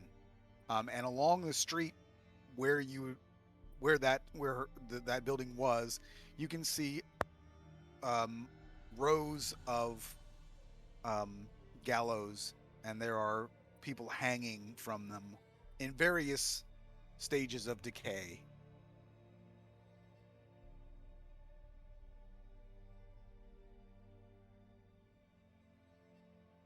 And that's something I probably also should have mentioned. So as you get into the city, there is the distinct smell of rotting flesh and ash and you know burnt Um, wood, and looking at them, do I recognize any? you're probably not close enough at this point. Okay. Well then, But if you want to get closer, you can. well, Are once I tell Callum to come across, like we'll both make our way together over there. Like, I'll go across the road, wait for it to be safe, call him across, and that kind of thing. as we're going, Callum is also specifically keeping an eye out for anyone that doesn't look like a guard. Does it look like there's anyone out on the streets, like civilians? I would say you might actually get the occasional person sort of like peeking through windows, but nobody out on the streets.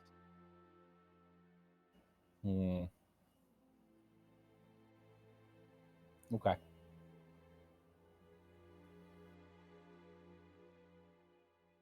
So yeah, we'll make our way slowly but surely closer and closer to get a better look at the people hanging.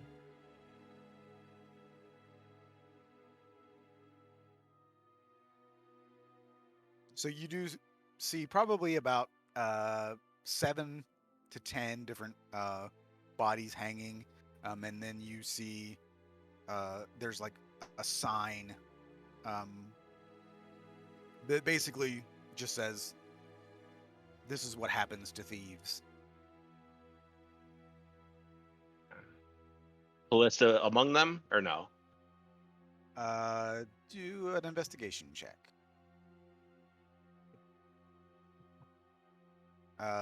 Yes. Right. You would recognize probably you would anticipate, you would look, and actually Callum could probably confirm that she may have been one of the first ones to be hung up. But you can see there's still, like, she's not skeletal entirely, but you would recognize some of the rings on the fingers and the gray hair or white hair. Right. You would immediately see Griswold like tense up, and he just kind of looks around and looks back at you and just shakes his head, and you'll hear, "I don't think we're going to be getting information from my friend." Callum puts a hand on Griswold's shoulder and just solemnly nods. Looks over towards the red dragon in the distance. Looks back to Griswold. Back to the tunnel. Nods. So as you're making your way back, I would say that Oh, before we make our way back, Griswold looks around and see if there's anyone around where they're hanging. There isn't, but I was going to make mention that as you are heading back, you would see people that are not the guards going in and out of the harbor. All right. Well, if that's the case, Griswold will he is going to go. He's going to look around again. Like I said, I'll roll to make sure that it's at least somewhat clear. Completely. Yeah. Completely distracted by what you just saw. Yep. And he's like, as he said, let's go back to the tunnel, and Callum starts going. He is going to as quickly as possible, run over and cut Callista down. Um, Was- after he does that, he looks around. Are there any guards at that time? Nope. You kind of where you are. You're probably, I would say, in kind of like this general area, and you kind of get the impression that people are purposely trying to stay away from the arena Okay. at this point. Okay. So he's gonna do that. Is there like a bunch of broken wood and that kind of stuff? Like it looks like stuff was just destroyed and left around. I mean, there are plenty of burnout buildings. Okay. He'll grab a bit of wood or anything that looks flammable, and he's going to put it on top of her and just cast a firebolt to set it ablaze. Okay. And the last thing he's going to do is on the sign that's like that you said they wrote that, he's just going to carve in there's always more of us, and head back to Callum. Callum has watched him do this with like a relatively impassive expression. Alum impassive? I don't believe I it. know, right? He will bite his tongue until we get down to the secret passage again. And yeah, but then after that, make our way back towards the tunnel, and then you said we would see people. I mean, you can see people like, because you're probably going down this general direction, and then to your north, you could see that there are people who are not guards that are going in and out over the harbor. Do they look scared to be in the city, or do they look, oh, just another day type thing? Do they look like beat up and malnourished, or is it like happy citizens? Well, certainly not happy citizens, but I mean, they appear to be working. They don't. You don't see necessarily people that are strolling around. These people appear to be dock workers. Okay. Griswold just like he looks like he has no emotion left in him, but he'll look at Callum and just say, "Should we ask the workers for information before we leave?" Callum's gonna kind of eye them from here. I know you said they don't look particularly happy.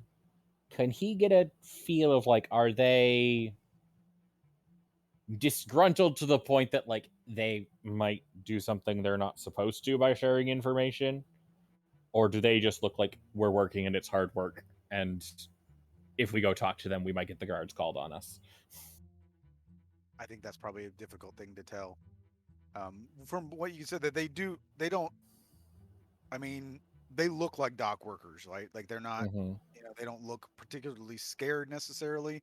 I mean, if anything, I would say that you could. It looks like they're working very hard. Like they're working very quickly. Like we know. They're working. I don't want anybody Yeah. to see me slack it off. Type of Yeah. working hard. They're working hard. They're working fast. They don't look. They look a little fearful. Then perhaps. Potentially, but like you looking around, I mean, you don't see any. There's nobody in there like with a bullwhip, like making them work that fast. But Callum will take a few seconds, but he will nod to Griswold.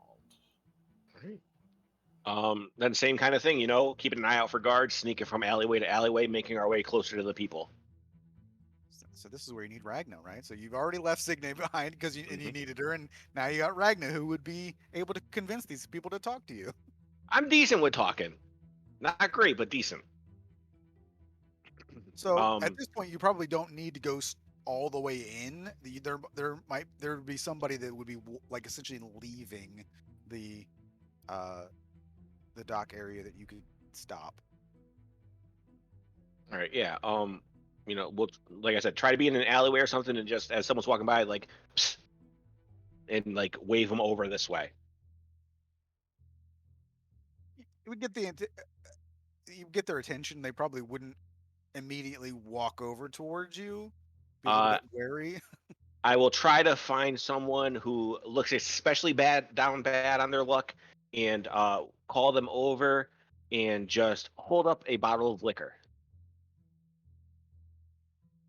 You can see them kind of looking around to see if anybody is looking at him, and he kind of slowly walks towards you. Very, this guy is. I mean, this guy looks like he could beat you to death. Like he is Mhm. a huge muscular guy, but he's a little bit wary at the same time. As he gets in the alley, Griswold just, "Right, I've been gone from the city for a very, very long time. What has happened here?"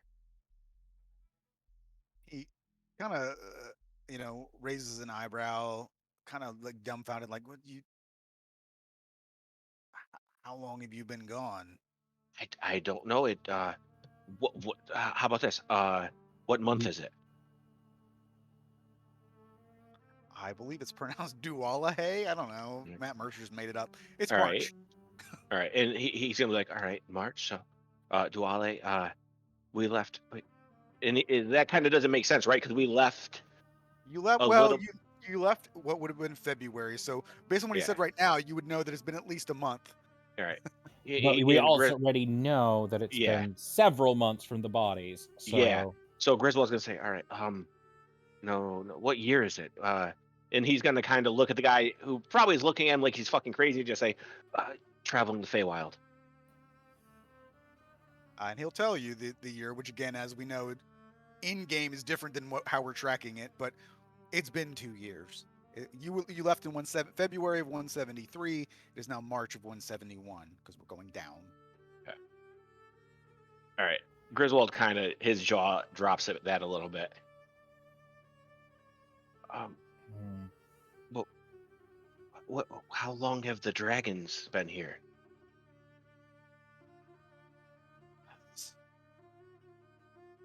Year and a half, 16 Who? months. What was? Matt? What was the woman's title? The not exarch, right? Executor was the Executor. title that she took when Yeah. she dismantled the Senate. Okay. And he'll just look and say, "What? What happened to the executor? Was she overthrown? Uh, did the dragons just take control of the city?" And he's still kind of looking at you incredulously, like, what? It's like, she's the one who called the dragons. All right. Uh, hmm. he's just gonna hand him the liquor and just say, "Ah, d- what happened to the Nexus? Are any of the people who work there still around?" No, she took control of that. She killed Dresden and all those people.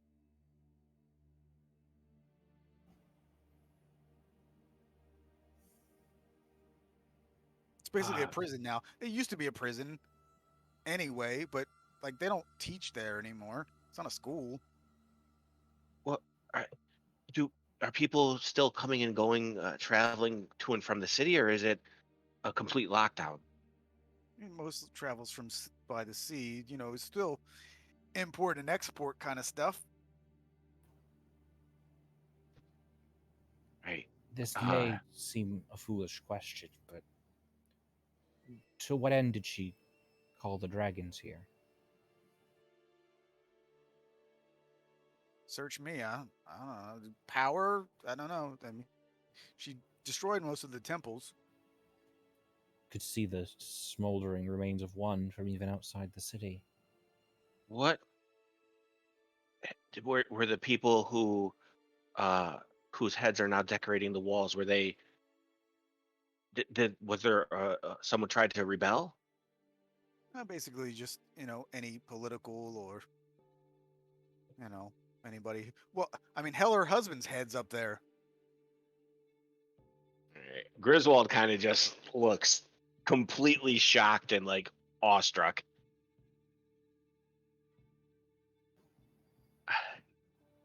Is uh, do others know?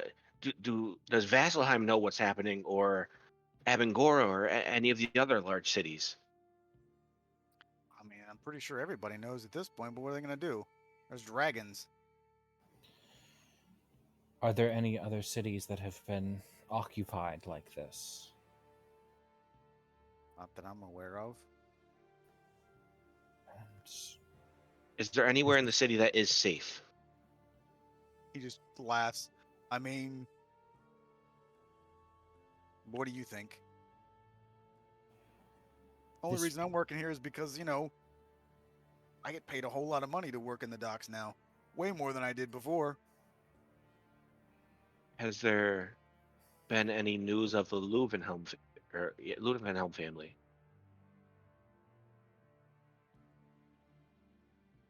Not, I mean, I thought that they were kicked out years ago. He's gonna look at Callum and just say, I don't know what else to ask. I don't think this is where Hmm. we need to be right now. The only other question I have, friend, is there any place here that we would be able to resupply? We were on our way through anyway. And it kind of looks at you guys like, probably not anything you could afford. It basically looks at Callum and his Hmm. attire from the hells in a prison. Yeah. Which was basically what he was wearing anyway. Right. But you haven't had enough time to recover your emaciated form either, so Very well. I appreciate your candor. Yes. If in the future, and Griswold's going to kind of really, really try to gauge his reaction to this. He's going to, in the future, you look as if you're someone who could take care of themselves. If I had to come back to the city in order to take care of business, would you be okay with housing? Someone who doesn't want to be found for a coin, of course. he kind of shrugs a little bit. He's like, and kind of looks at both of you up and down. Is like, I wouldn't recommend you guys come back. Again, Fair enough. we appreciate your candor and honesty. Perhaps it's best that we go now. Right. And Best of luck. Before Callum walks away, he's just going to touch the guy on the shoulder and give him a hand of healing and cure any diseases and go. I was hoping it was a hand of harm. Hmm. Yeah. He heals for 5 and is cured of any disease he has. All right, no more gonorrhea. Fix that scurvy real quick. So, yeah, back to the tunnel it is. All right. So do As stealth we're rolls. leaving, can I keep a look to see if there's any new religious or any symbolism around that I haven't seen before? I think the thing that you would notice more than anything is that the Sunstrom's family crest, which happens to be a dragon, is everywhere. Okay. There's flags, All right. Stealth, you said? Yeah. All right, so you guys make it out, easy peasy. We will, before you meet up with Ragna and Signa, we'll take a quick break. I'm gonna go grab a drink, and then I will fill up mine as well. Cool. I will Sounds feed the pets. All right, we'll meet back in a few minutes.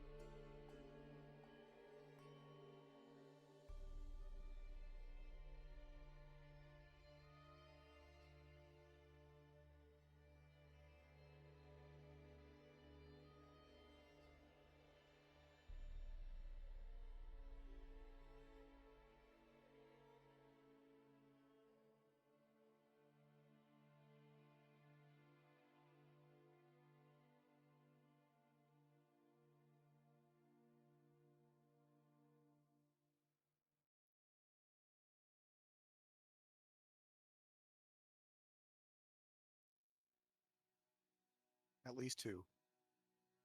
You know that much. 2. No more than 2.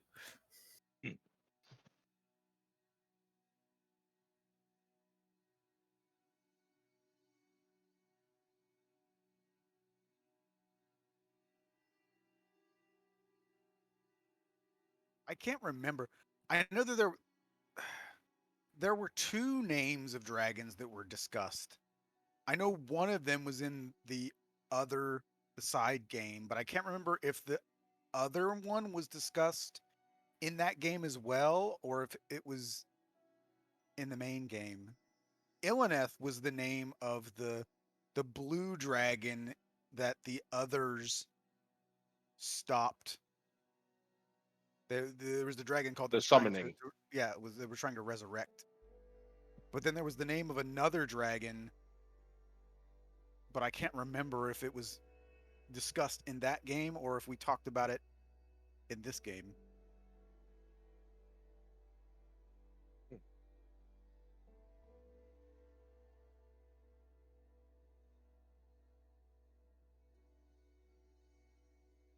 So, it looks like everybody's back.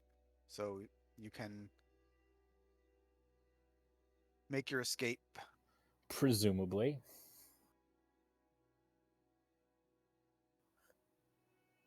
But yeah, we were sneaky boys. And you As soon as we get down to the exit tunnel, there would be a. It was an unnecessary risk cutting her down like that. To you, to me, it was very necessary. Fair enough. Well, best to not keep them waiting much. Uh, get to go tell them that their uncle is dead. Presumably, yes.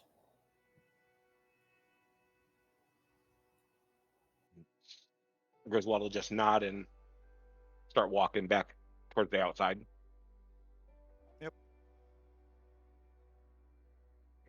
You were able to safely make it back to the sisters. Nickersney is just telling them a story. I fear we bring grave news. That bitch had him killed, didn't she? From the sounds of it, yes. You had many people killed.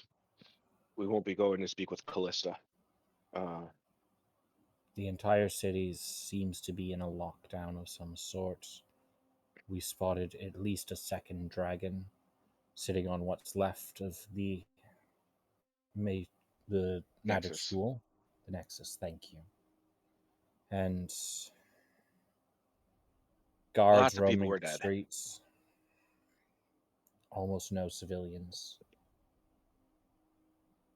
Apparently, it sounds as if the situation here is widely known. We've been gone for a little over 2 years.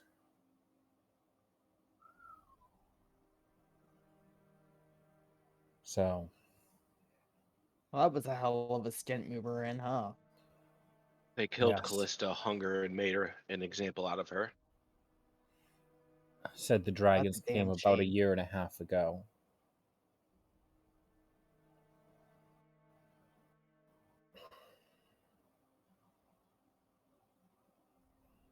That said, it doesn't sound as if there are any other cities under this type of rule.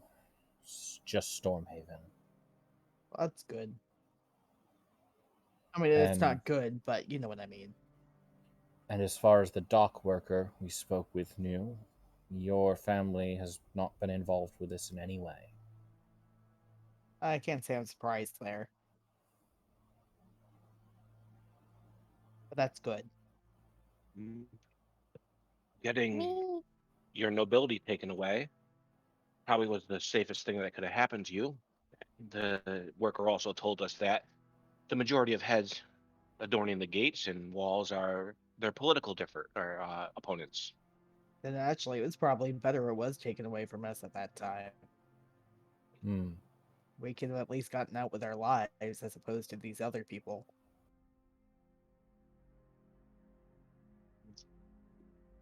Apparently, the after taking control and disbanding the Senate, somehow, whether it be arcane or something else, she was able to call upon the dragons. So it would appear that they serve her. Well, I think it's time to kill some dragons, or at least kill this lady. Oh, I am all about killing this lady, Snickersnee. Issue is we don't know even where she is located within the city. That was Issue not. is another Oh issue no, she's is probably sitting right on top, right in her mansion, enjoying this. well, if that is the case, she has at least two dragons nearby to defend her at her calling.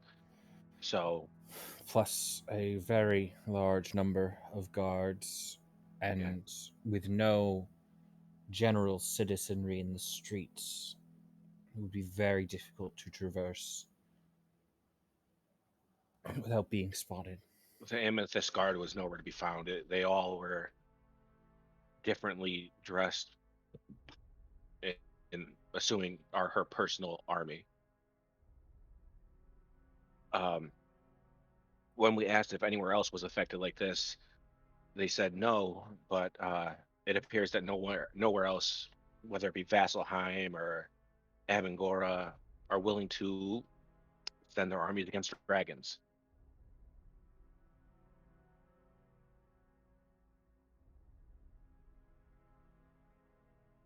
This is gonna sound dumb, but did you get an idea of how old these dragons looked?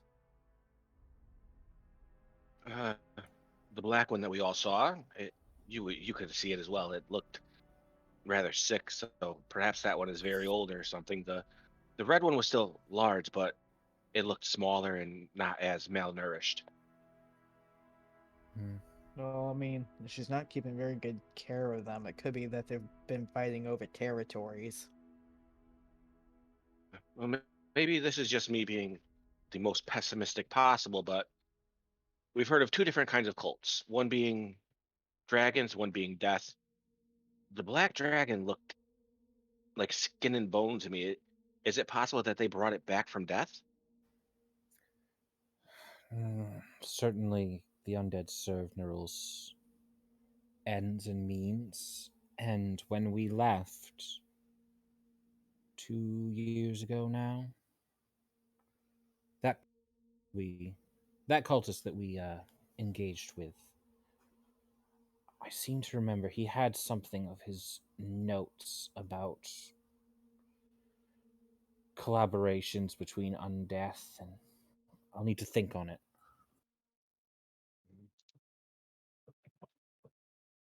Everybody do a history check.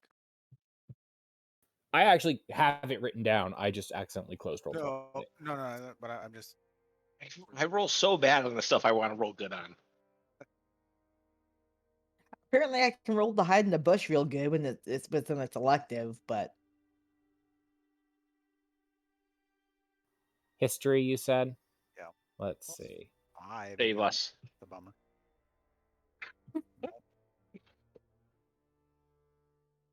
I mean, you all are Griswold and Signe.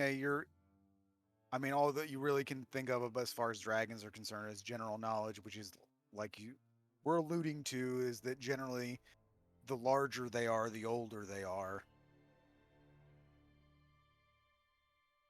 But that's about all you can.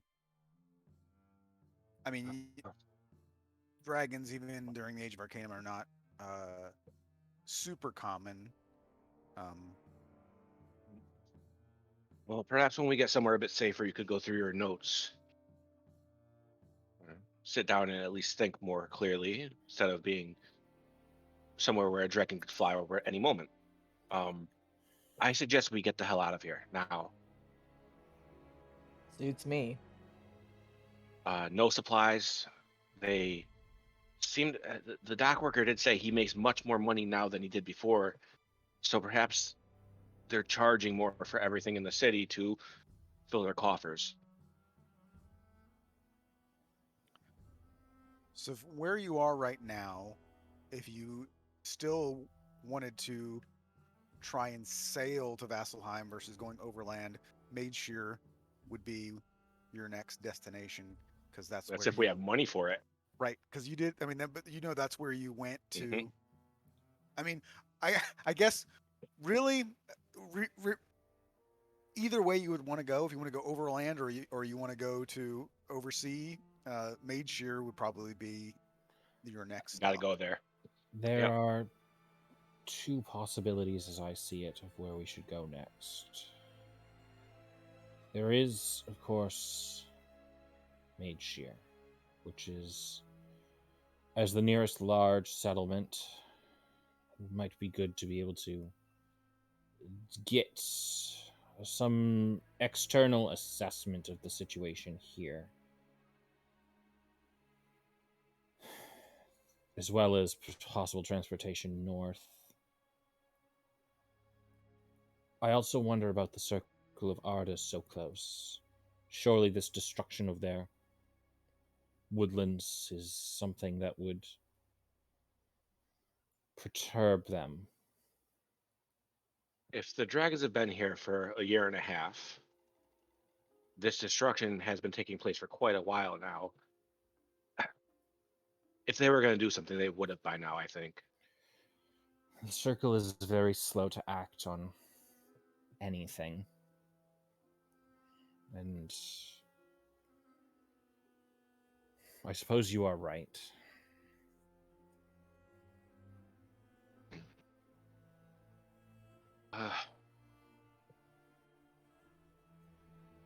Well, can't really do a proper vote since there's an even number of us, but I say Madeshire to start. Then we're not extremely far away. We could always make our way back to the Circle or up to Vasselheim too. We could also head to Twilight's Vigil. I know that had some importance. Twilight's Vigil. Isn't that where there's some sort of item or relic? It's the Crimson Sepulchre is near Twilight's Vigil, which is up here.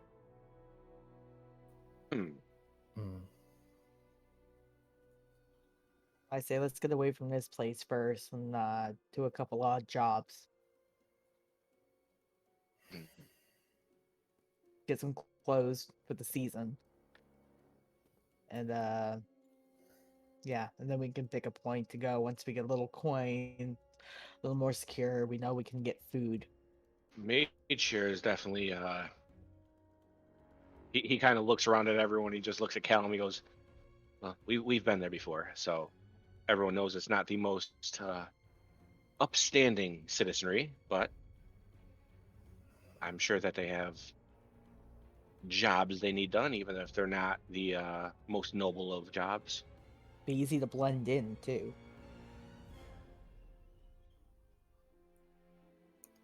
I am content with either course of action.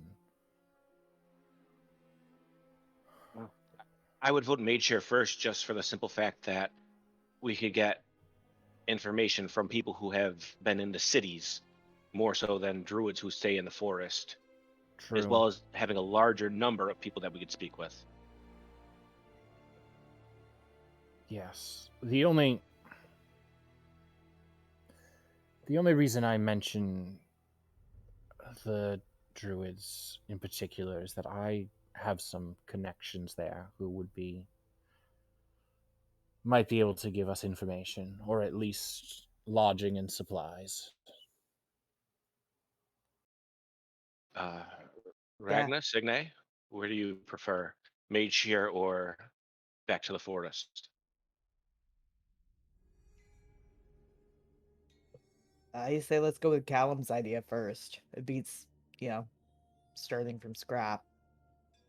And I will abstain my vote. And Snickersnee will kind of peep up and be like, "Hey, wait a minute! You said there was That's- 4, I but was thinking that. I'm 5. I can vote, can't Sure. I?" And also, sis, not voting is still voting. If you choose not to decide, you still made a choice. I abstain. And Snickersnee will just be like, whichever one's more fun.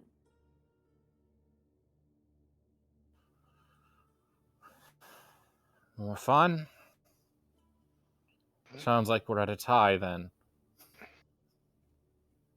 Mage Seer, more fun then? Okay, I vote Mage Seer then.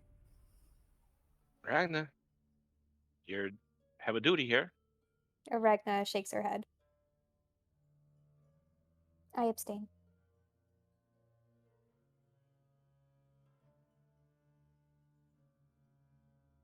Well, Does this mean I get 2 votes? Who gets your vote if you're not voting? Because we need a breaker.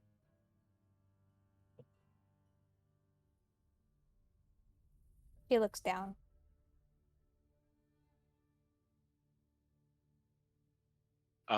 Griswold kind of like looks at the situation, takes it all in, and just, perhaps you're right, Callum. To the druids first. At least it's more supplies and stuff like that for our travel to Meshir. And certainly, they have plenty of funds should they have jobs to do, if coin is that desperately needed. Well, I am not very familiar with forest, so you will be leading this one. Happily. Very well. Well, luckily, we're on the right path as it is. I believe. Yes, probably. Probably. We'll find out. And yeah, Colin will start leading the march off towards the Rethler Forest to try to find the Circle of Arda. Matt, real quick, can I, and I can only do this because of my feet, but can I use detect thoughts on Ragna? Yes, but you have to read all of that to us. I got real nervous for a second. That's really long. Why is that so All right. long? It's the first part is all, it has to be within 30 feet of you and have at least 3 intelligence. And then you can get it surface thoughts, and then if I want to dig deeper, that's when she starts getting saves and she would notice. So I'm just doing it just for the surface thoughts. Sure. Kind of wondering why she wouldn't take a vote. And he thinks he knows why, but he wants to kind of see. Yeah, surface thoughts, you would get indecision about which one would be better. And then that no vote is better than a vote.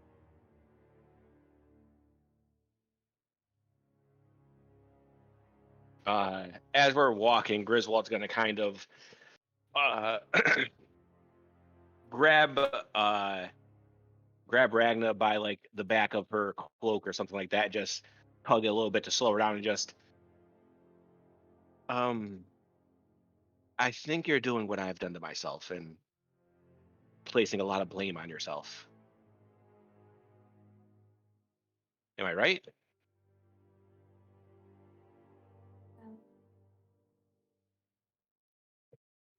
Yes.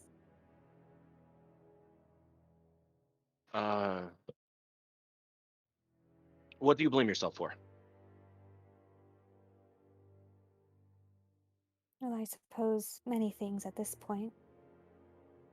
Allie's abduction, choosing to go to Prismeer rather than the summer court, choosing to use the item that Zybilna gave me, choosing to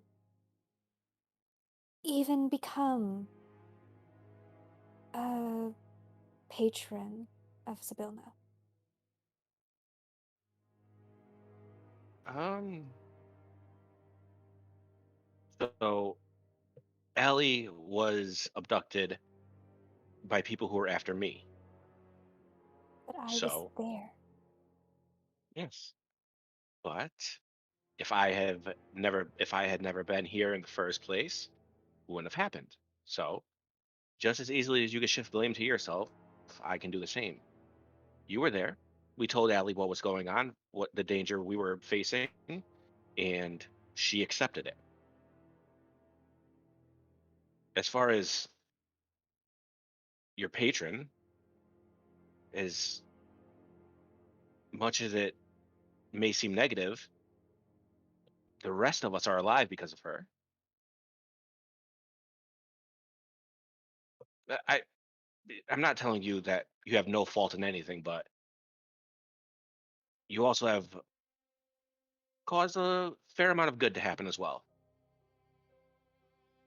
And we either blame ourselves and worry and mope around about it, or look forward to the next decision and make sure it's the right one.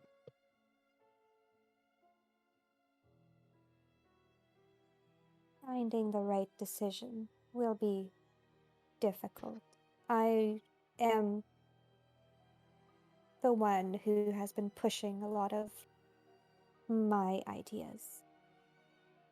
Well, here is an idea that I have. Take all those bad feelings, squish them into a little ball, and turn it into murderous anger, and make that the only thing you feel. Seems Don't do easier. that. Nope, Don't. nope, do it, and let's get going.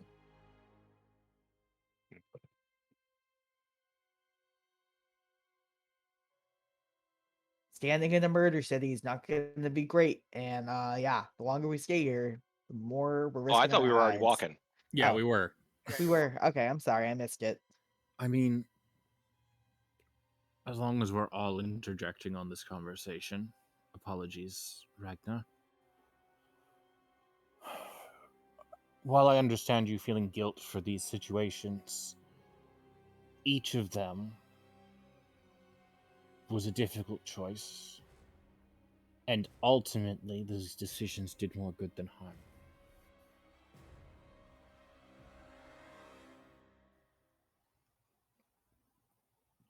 Had you gone in with Ali before she was taken, you would have been taken as well, and no one would have known to where go to find her. You, from the sounds of things, helped decide on the three of you coming to find Signe and I, and that decision did lose Arvid, but saved the both of us.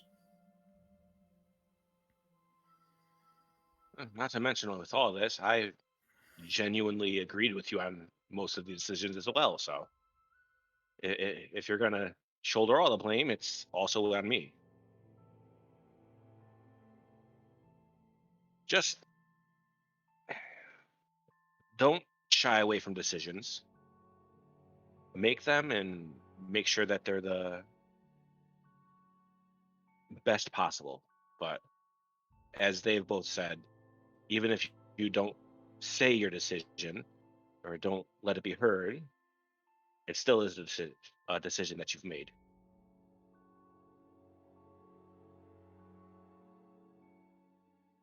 She looks down again and will just be and just says, um, I will think on this. The anger does sound easier though. Oh, it's so much easier. It's fantastic. The easier part, I can agree with. And what's great is once you master it, you'll never run out.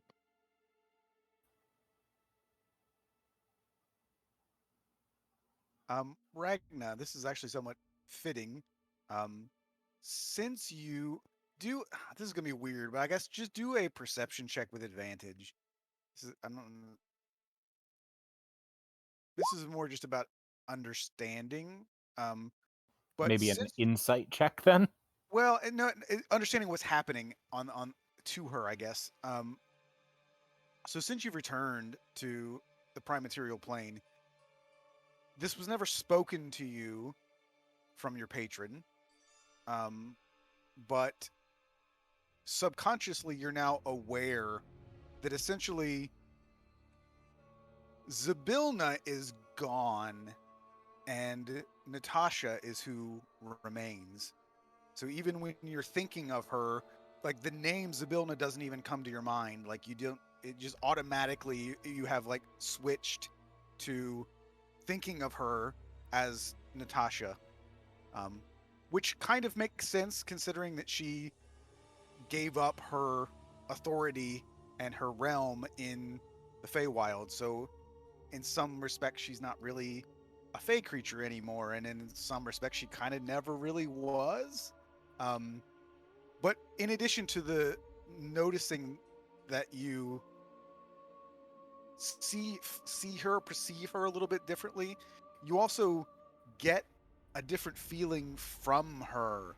Whereas before you had Zabilna, who you knew even and Signe knew as mostly a kind, sort of gentle entity and a presence. Natasha does not feel so at peace or as calm and reassuring in nature. You do feel a bit of anger and angst and danger from your patron that you did not feel before. And you're sort of, that's why I did the perception. You're just noticing this difference, and it's potentially affecting how you feel about yourself as well. Yep. Then one thing is that during Ragna's whole speech or whatever, instead of saying Zybilna, she would have said like something like Natasha. Kind of stumble on it and then say Natasha instead.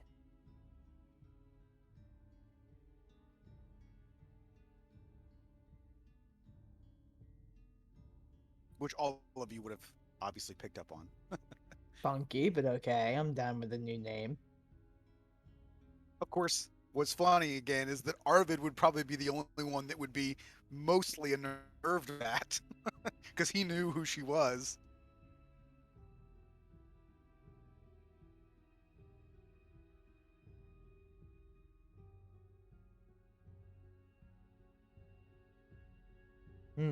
So how long is it gonna take us to get there, huh?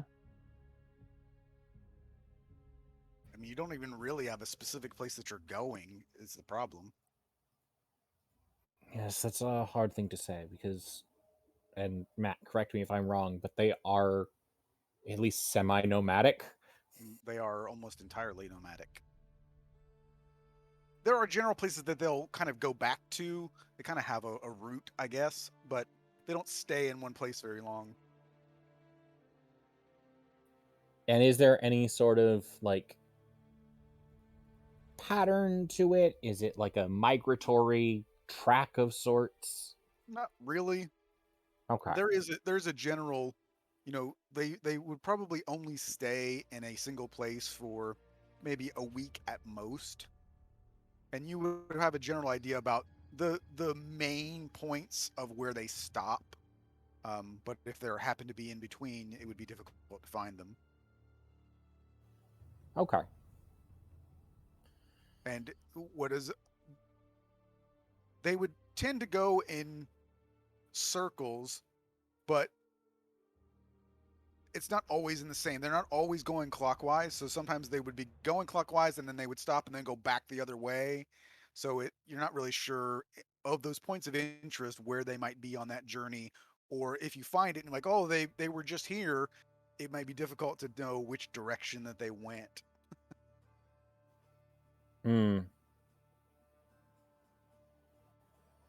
Well, we'll find them at some point.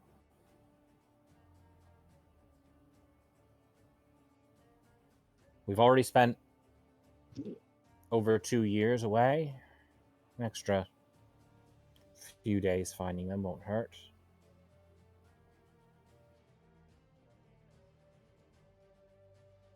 So as I've mentioned, you know, with the presence of the dragons, there is not a whole lot of animals. You know, you're not going to be attacked by wolves or anything. So we'll just kind of skip to the part where you're at least in the forest looking for them. So you can go ahead and do investigation checks for that, or survival checks, I guess. Much prefer survival.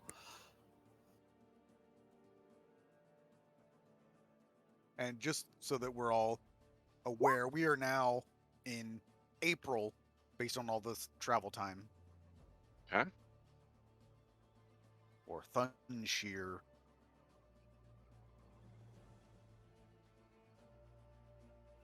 So with an 11, you wouldn't find them immediately. A 7 Oops. wouldn't help. I mean, it's not. You wouldn't have to all be reliant entirely on Callum, because the rest of, well, two, Griswold and Ragnar were with Arvid when you found him the last time. Ragnar will try. Ragnar rolled the highest. So you go back. So eventually, I mean, this takes a bit of time, and then you eventually, you recognize. So, Callum would kind of lead you in the in a general direction, and the two of you would start to recognize. Okay, well, this is where we found them before, because you start to you have oh, this looks familiar, basically. And I'll also say that there are sections of the forest that have been burnt as well.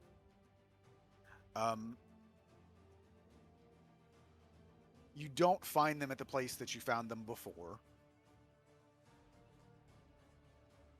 But I will say, once you get there, go ahead and do an investigation check of the campground, for the lack of a better term.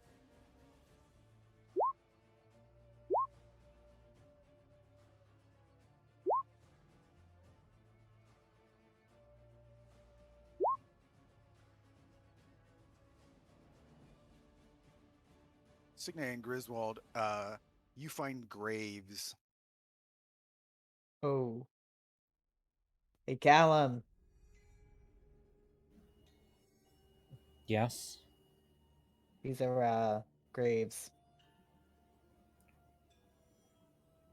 Callum is going to immediately start looking, like trying to read any sort of grave markings that are left, anything like that. Yeah, the one would be very obvious to you, and so they don't have headstones with, like, here lies this person, whatever. Right. But they would have um, the graves marked with important items belonging to the people that are buried there, and you would There is recognize, one particularly recognizable. yeah, one in particular, which would, and potentially Ragna and Griswold would recognize as well. There's a headdress and necklace that belonged to the archmage, or sorry, archdruid, that was the one that performed the spell to send you to the Feywild.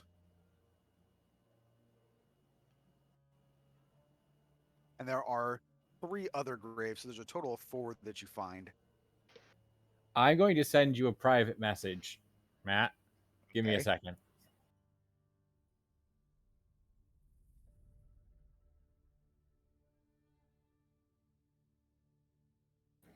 This will take a moment, so by all means, people, continue. Mhm.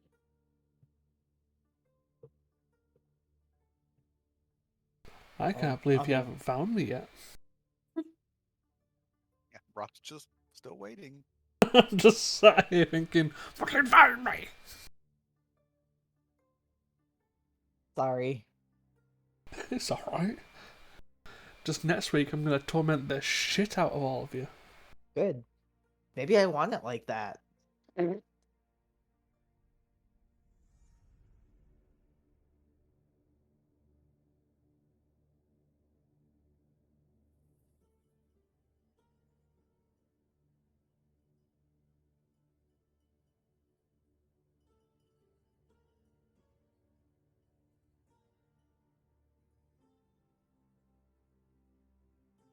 He would not find anything that he recognized as far as that goes. Okay. The circle last any of you, well, Callum knows them better than anyone else here. You see 4 graves here. They generally have no more than about 20 people total.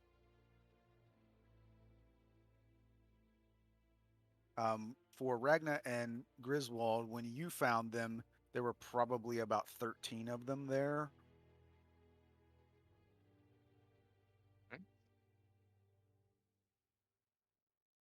They might still be around. Yes. At least some of them are.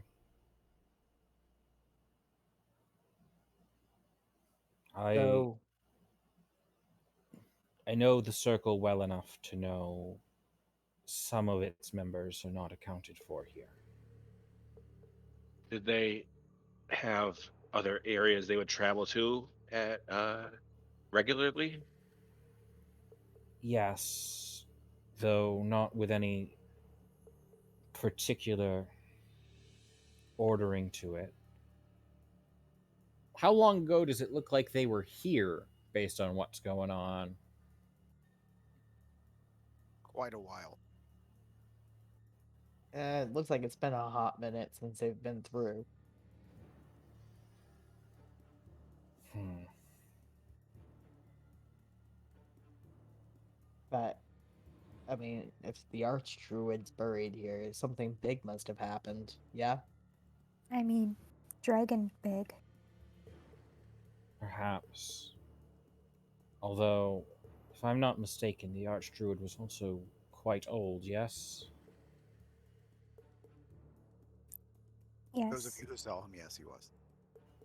So, it could very easily be Thanatos' work.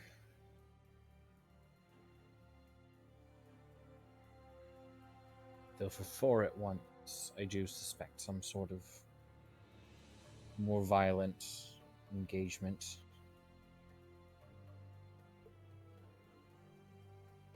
I still think we should try to find them. We're already in the forest, so I agree. Yes. Find them before we head somewhere else.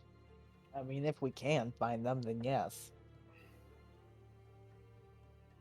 It wouldn't surprise me, though, if they went into hiding. We can give it a couple of days and then move on. Ragnar and Signa have not even finished talking. Callum is looking for any sort of like tracks or signs of where they might have gone. Survival, again. Let me help count them.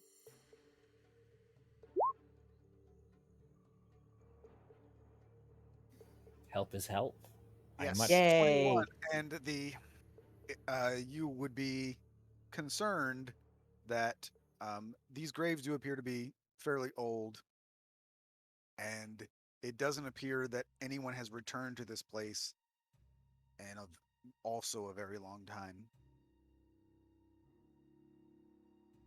The paths that would have led in and out of this place Mm-hmm. are overgrown.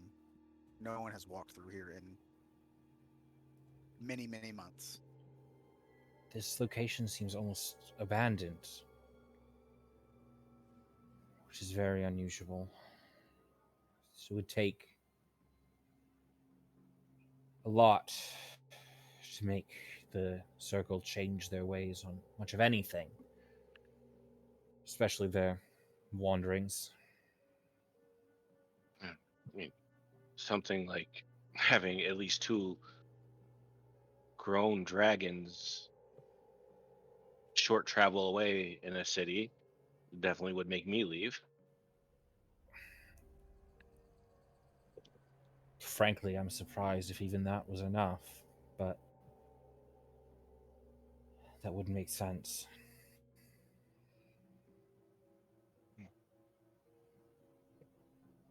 As much as I hate to admit it,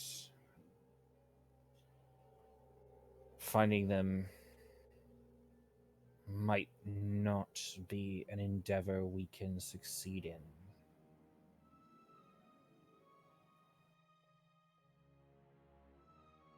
Again, I don't know the forest well enough, but if you want to give it a few days to look around, see if we could find anything. If not, I believe the only other option would be made shear.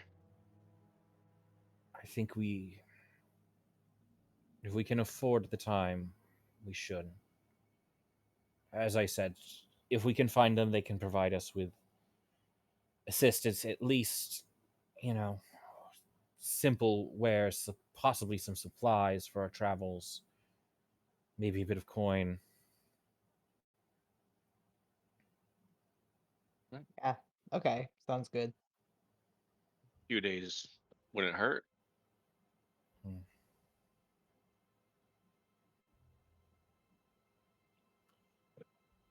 So yeah, if this location is abandoned, and Callum knows roughly the areas they tend to travel in, he is aiming towards whichever of those overgrown paths takes us like more into the heart of that, you know, general pathing and activity. So he's as likely as possible to pick up some sort of trail. Yep. Everybody do um, survival checks again. If you're not good at survival, you can do for some perception checks too. If someone Okay. wants, I've been rolling poorly on it, but if someone wants to help Callum, he's got a +8. I mean, He's I don't bad at have, it. yeah, I don't have proficiency in it. Yep. I think Signe can help with those.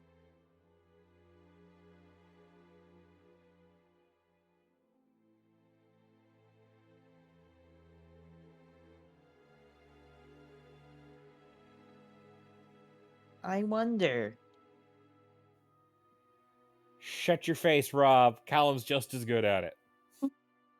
Except, just- with Just doesn't have Arvid, guidance. yeah, I was gonna say with +3 to everything he does. So as you guys are walking to the next sort of area of interest that Callum is aware of, going through the trees, you hear. This is something that even the forest has been relatively quiet, but you hear a shuffling sound, and off to your sort of your northeast, I guess, you can see 2 figures that are kind of like shuffling through the brush. Yep. Ragna unsheaths Snickersnee, gets her shield ready. And Snickersnee's like, oh, finally something to fight? Callum Don't get your hopes up, Snickersnee. hails them in Elvish. No One thing I've learned response. quickly is no one lets you fight in this group. I mean, it's been boring so far. Except for the stuff, fighting the stuff in the hells, that was fun. But since coming back, it's been boring. Yep. Callum, perception with advantage.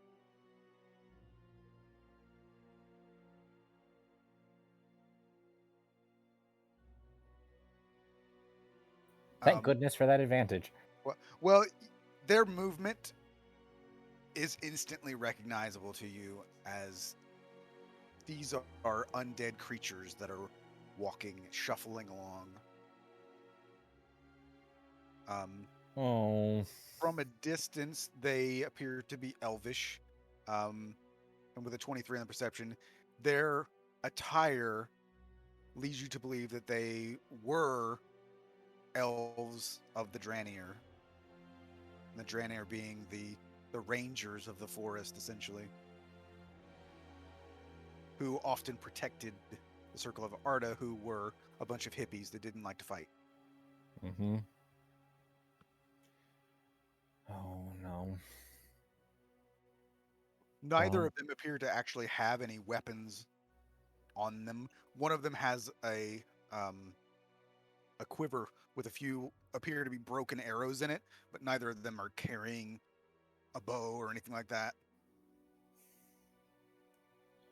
Snickersnee, you may get your wish here. Those appear to be undead. Contrary to popular belief, I was kind of hoping to not have to fight in here. Well, we can hope for many things. At the very least, we should lay them to rest properly. All right, Snickersnee, Ragna, let's get going. Okay. Snickersnee's all excited as Ragna kind of silently follows over.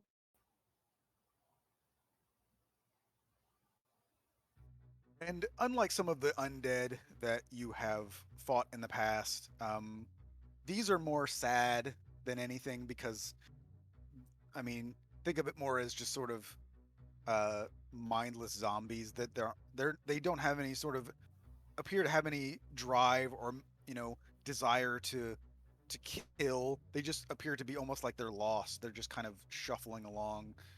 As you approach, they don't even really seem to take notice of you. They just kind of shuffle along, and you can see that one of them uh, is in a pretty bad state of decay. The Mm-hmm. other one looks like it's been killed more recently, but both of them um, obviously have been dead for some time. Do either of them kind of look like the Dranier friend that we made that I don't remember his name? His name was Anvir, and it's hard to say based on the state of decay at this point. It, and Ragna's gonna just walk over swiftly and slice one down. Signay sighs and slices the other one to ribbons. And they put up no resistance and just collapse. Yes, Callum will stop like just long enough to give his same little prayer he does over everything we kill. Another job well done. Snickersnee. This one is a sad one. But I think we should be happy we defeated the enemies. Yes and no. This is a situation of bad things happening to good people who were in the wrong place at the wrong time. Mm, We should keep looking. Yeah, we should. So you make your way to the next sort of general encampment. And there you find pretty much what you were probably expecting to find, um, which is more graves. Um, and you can do investigation checks on those. That's good. That's also good. almost good. Um, so Griswold and Signe pointing them out to Callum and Ragna. Um,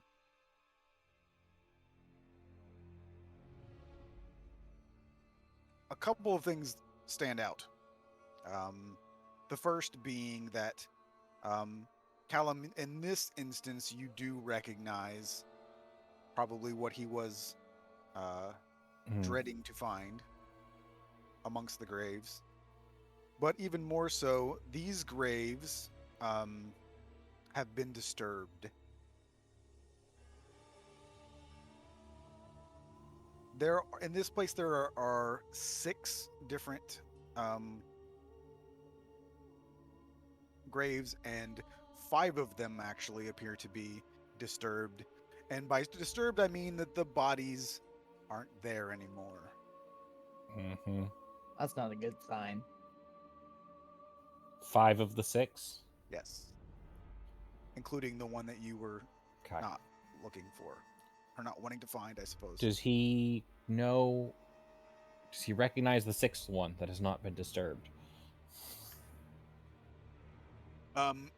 You wouldn't specifically know or recognize the item itself that you could identify the person, but you would recognize what is left there would have belonged to a child.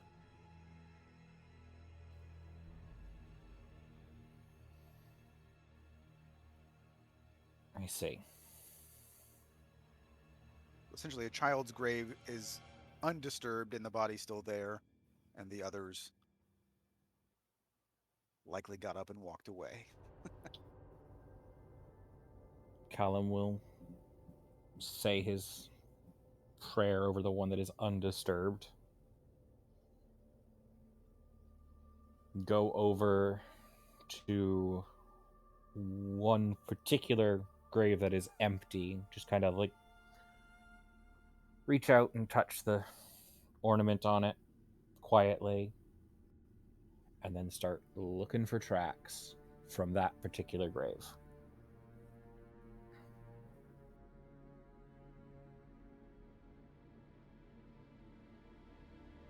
You can do survival, and then anyone who wants to assist. Yeah, I'll help with that.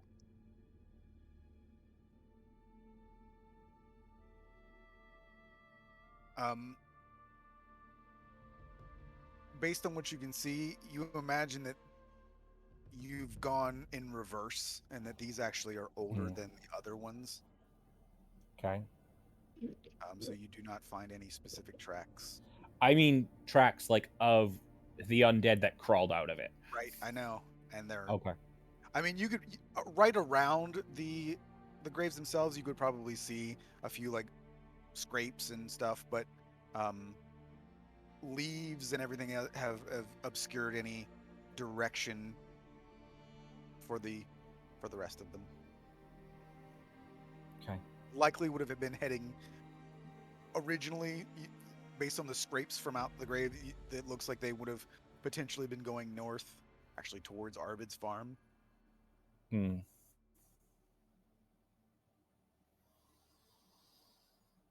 But you would anticipate that this is, I mean, this Yep. could be a year or more. Well, there goes our chances of finding support out here. That was the one you knew? Yes. My mother. What? My mother was part of the circle. I was part of the circle once, too. I left due to differing ideologies, but this is definitely hers. Sorry.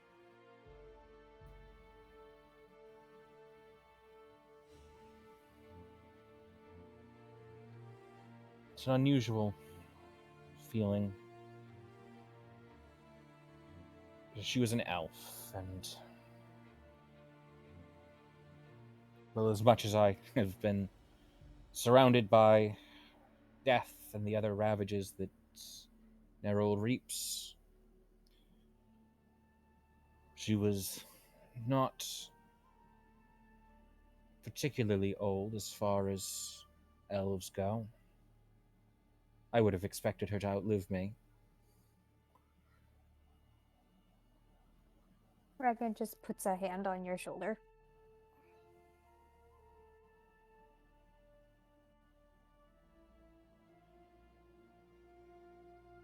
So, Mage Shear then. With like,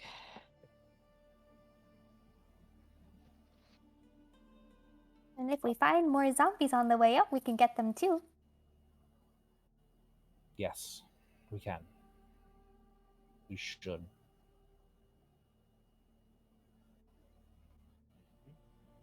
Well, at the let's make our way back to the road then. very least, going back by the farm is no longer. It keeps us away from Stormhaven.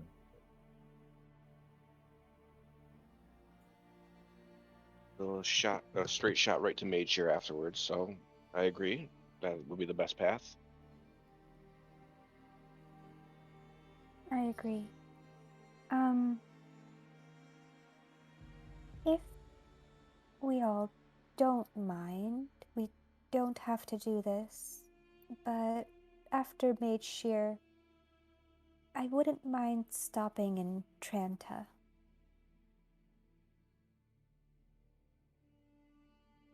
sure. Is that that city does sound familiar? Is that something to do with your family?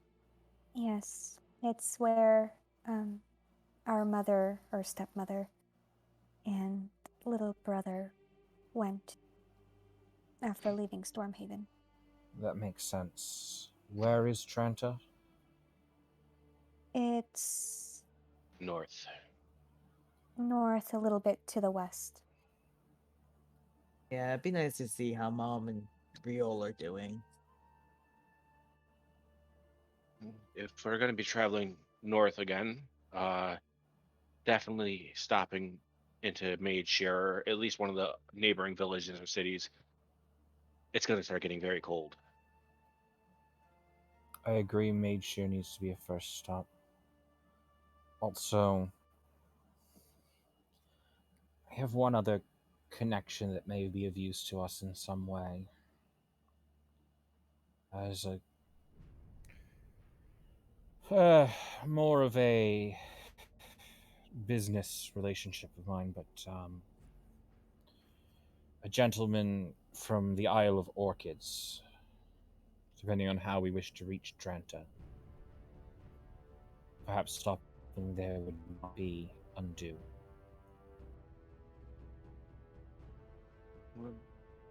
To get to Tranta, I believe Mage Shear, then head to follow the road up to Shorecombe, and we could follow the pathways up into the Vesper Timberlands and then cross by the lock in order to make our way towards Trenta.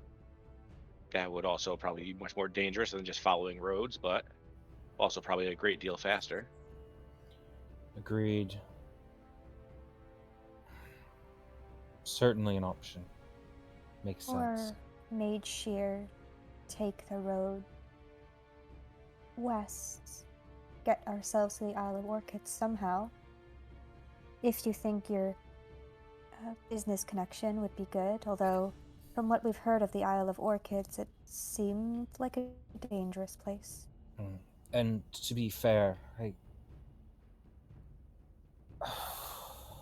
no, going to the Isle of Orchids isn't really necessary. I had a means to contact him before we ended up in the Hells and they took it. But we consider him a very useful means of gaining information if we so need it. If I'm able to get to another large city, I'll be able to find a guild, a thieves guild, whatever you want to call it there, and well, worst case scenario, buy information or work for it. All right. In either case, the path is clear now, so made sure it is. Right? So I will say, as you guys exit out of the forest, you probably do come across at least one or two more zombified Draenei elves, for which you can dispatch with no Yep.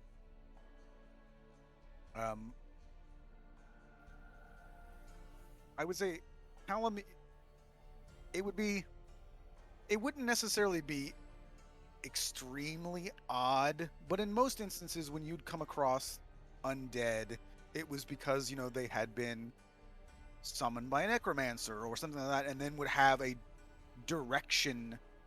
So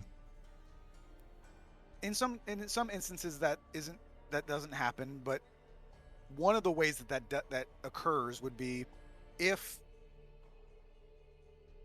bodies were raised as undead, and then the person who raised them was killed. Sometimes this would happen, is they would basically just be aimless sort of undead wandering around without any master or direction at that point. They wouldn't instantly just die again because the necromancer died as well. So Right. that would be your best educated guess, is that was probably what happened, is that they were raised and then whoever raised them was killed themselves. And that's how they sort of ended up wandering around like that. I would say that it would obviously be concerning, just the fact that you found the graves that obviously had been raised, and then you ran across multiple Draenir. So something bad happened in the Reservoir Forest.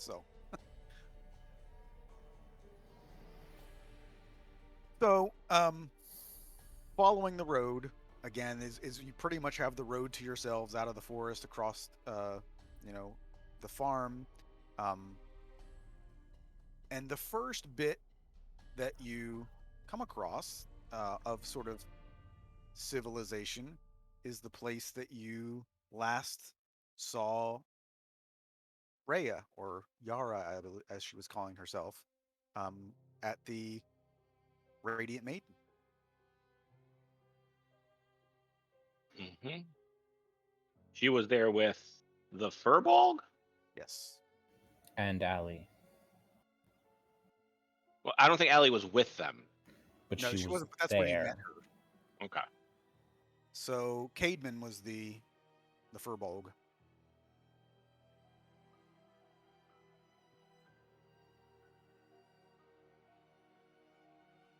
So you are free to stop there, because again, this is the first place that you've come across with people that don't have heads on spikes.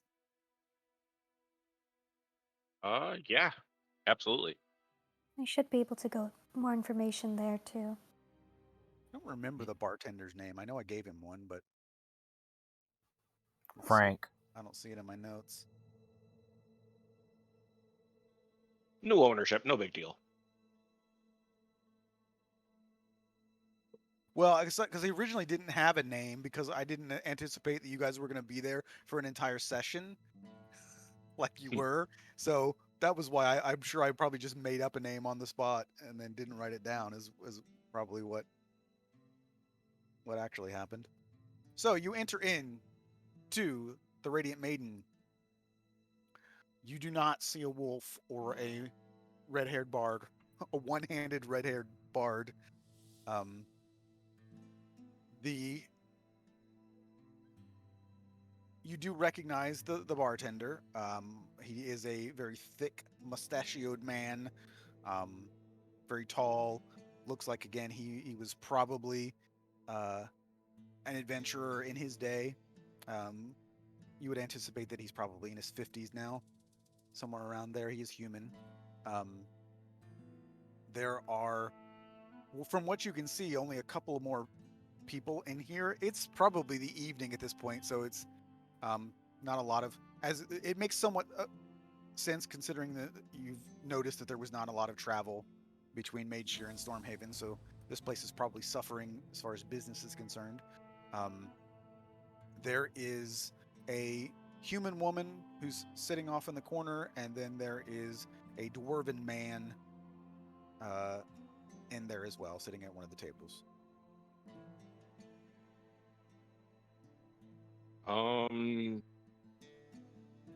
I'll kind of look around at the rest of the people and look to the three with me, and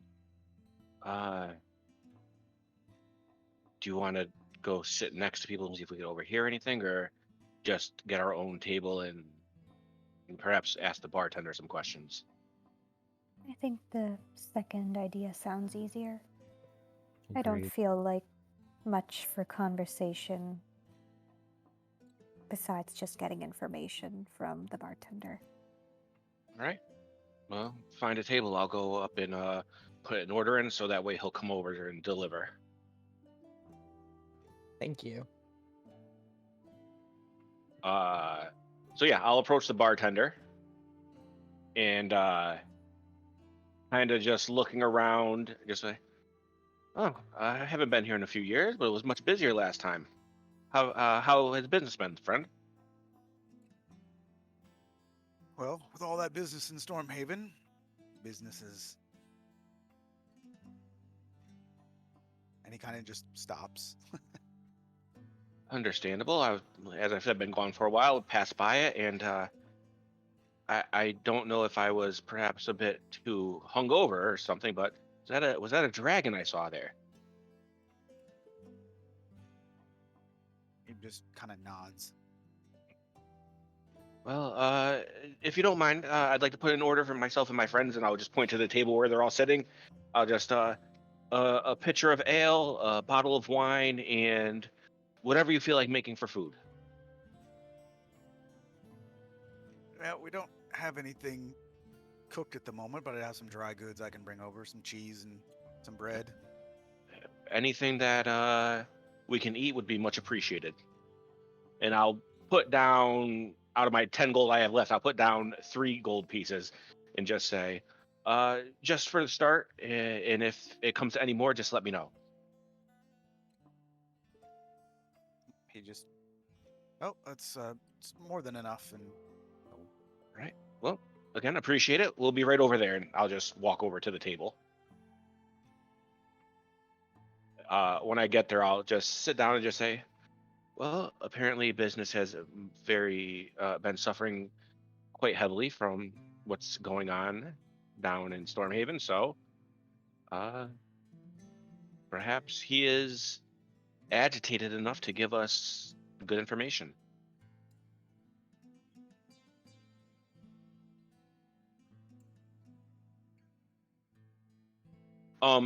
Looking around at the rest of the people in here, do any of them look like they're, adventurers, or do they kind of just look like regular people living around here?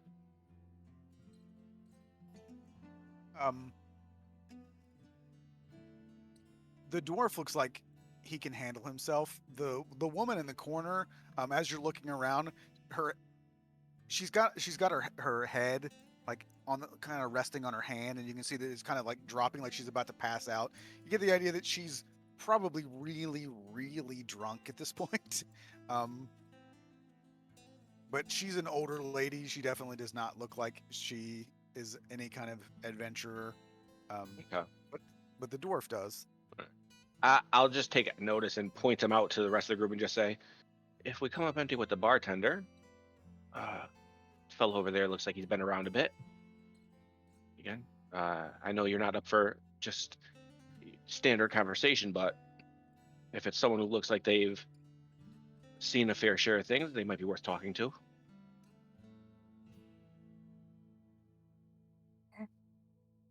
Well, you know I'm such a people pleaser. And yeah, after a Oh. couple minutes, the bartender would come over. He's got the ale, and it's just, I mean, it's some nice, it's got some nice rye bread and some cheese. It's just hard cheese or whatever. Not exactly the a gourmet meal, but I mean it's good quality. But it's not warm or anything It's like great that. bar food. Yeah, better than pretzels anyway. Mm-hmm. When he approaches and puts it down, I'll just nod and say thank you, and you just kind of look and just say, I'll actually look over to Ragna, and I'll say, the woman we ran into last time we were here, a few years back, what was her name? Yara? Yes. He was with a Firbolg. Yeah. I'll look at the barkeeper and say, have you seen her around anymore? She was a pretty recognizable face. And as you say that, you see that like he kind of shakes his head, but like inadvertently, I do perception checks.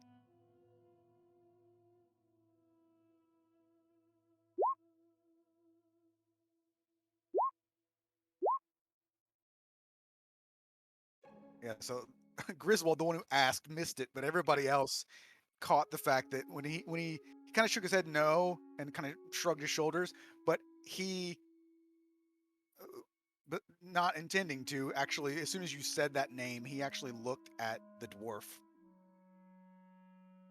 Just with his eyes, not his head, but you could see it. Yeah. Yeah. Since Griswold didn't see it, he'll kind of just, oh, that's too bad. She was fun to talk with. He just kind of nods and, well, let me know if you need anything else. Thank you. Riz, dude, the dwarf is right over there. Yes, I pointed him out before. So The gentleman you just asked about, Yara, gave him a telling glance. I will go Uh, ask him. And well- Ragnar just gets up and walks over. Griswold's gonna follow her. All right, so as you go over there, Rob, would you like to introduce your dwarf? I certainly can. Sorry, scratching my eye. So he's 4'6". He's wearing mainly robes, and he's got like a auburn brown hair and beard. You can see he's wearing some armor under the robes, but not like trudging around in plate mail. You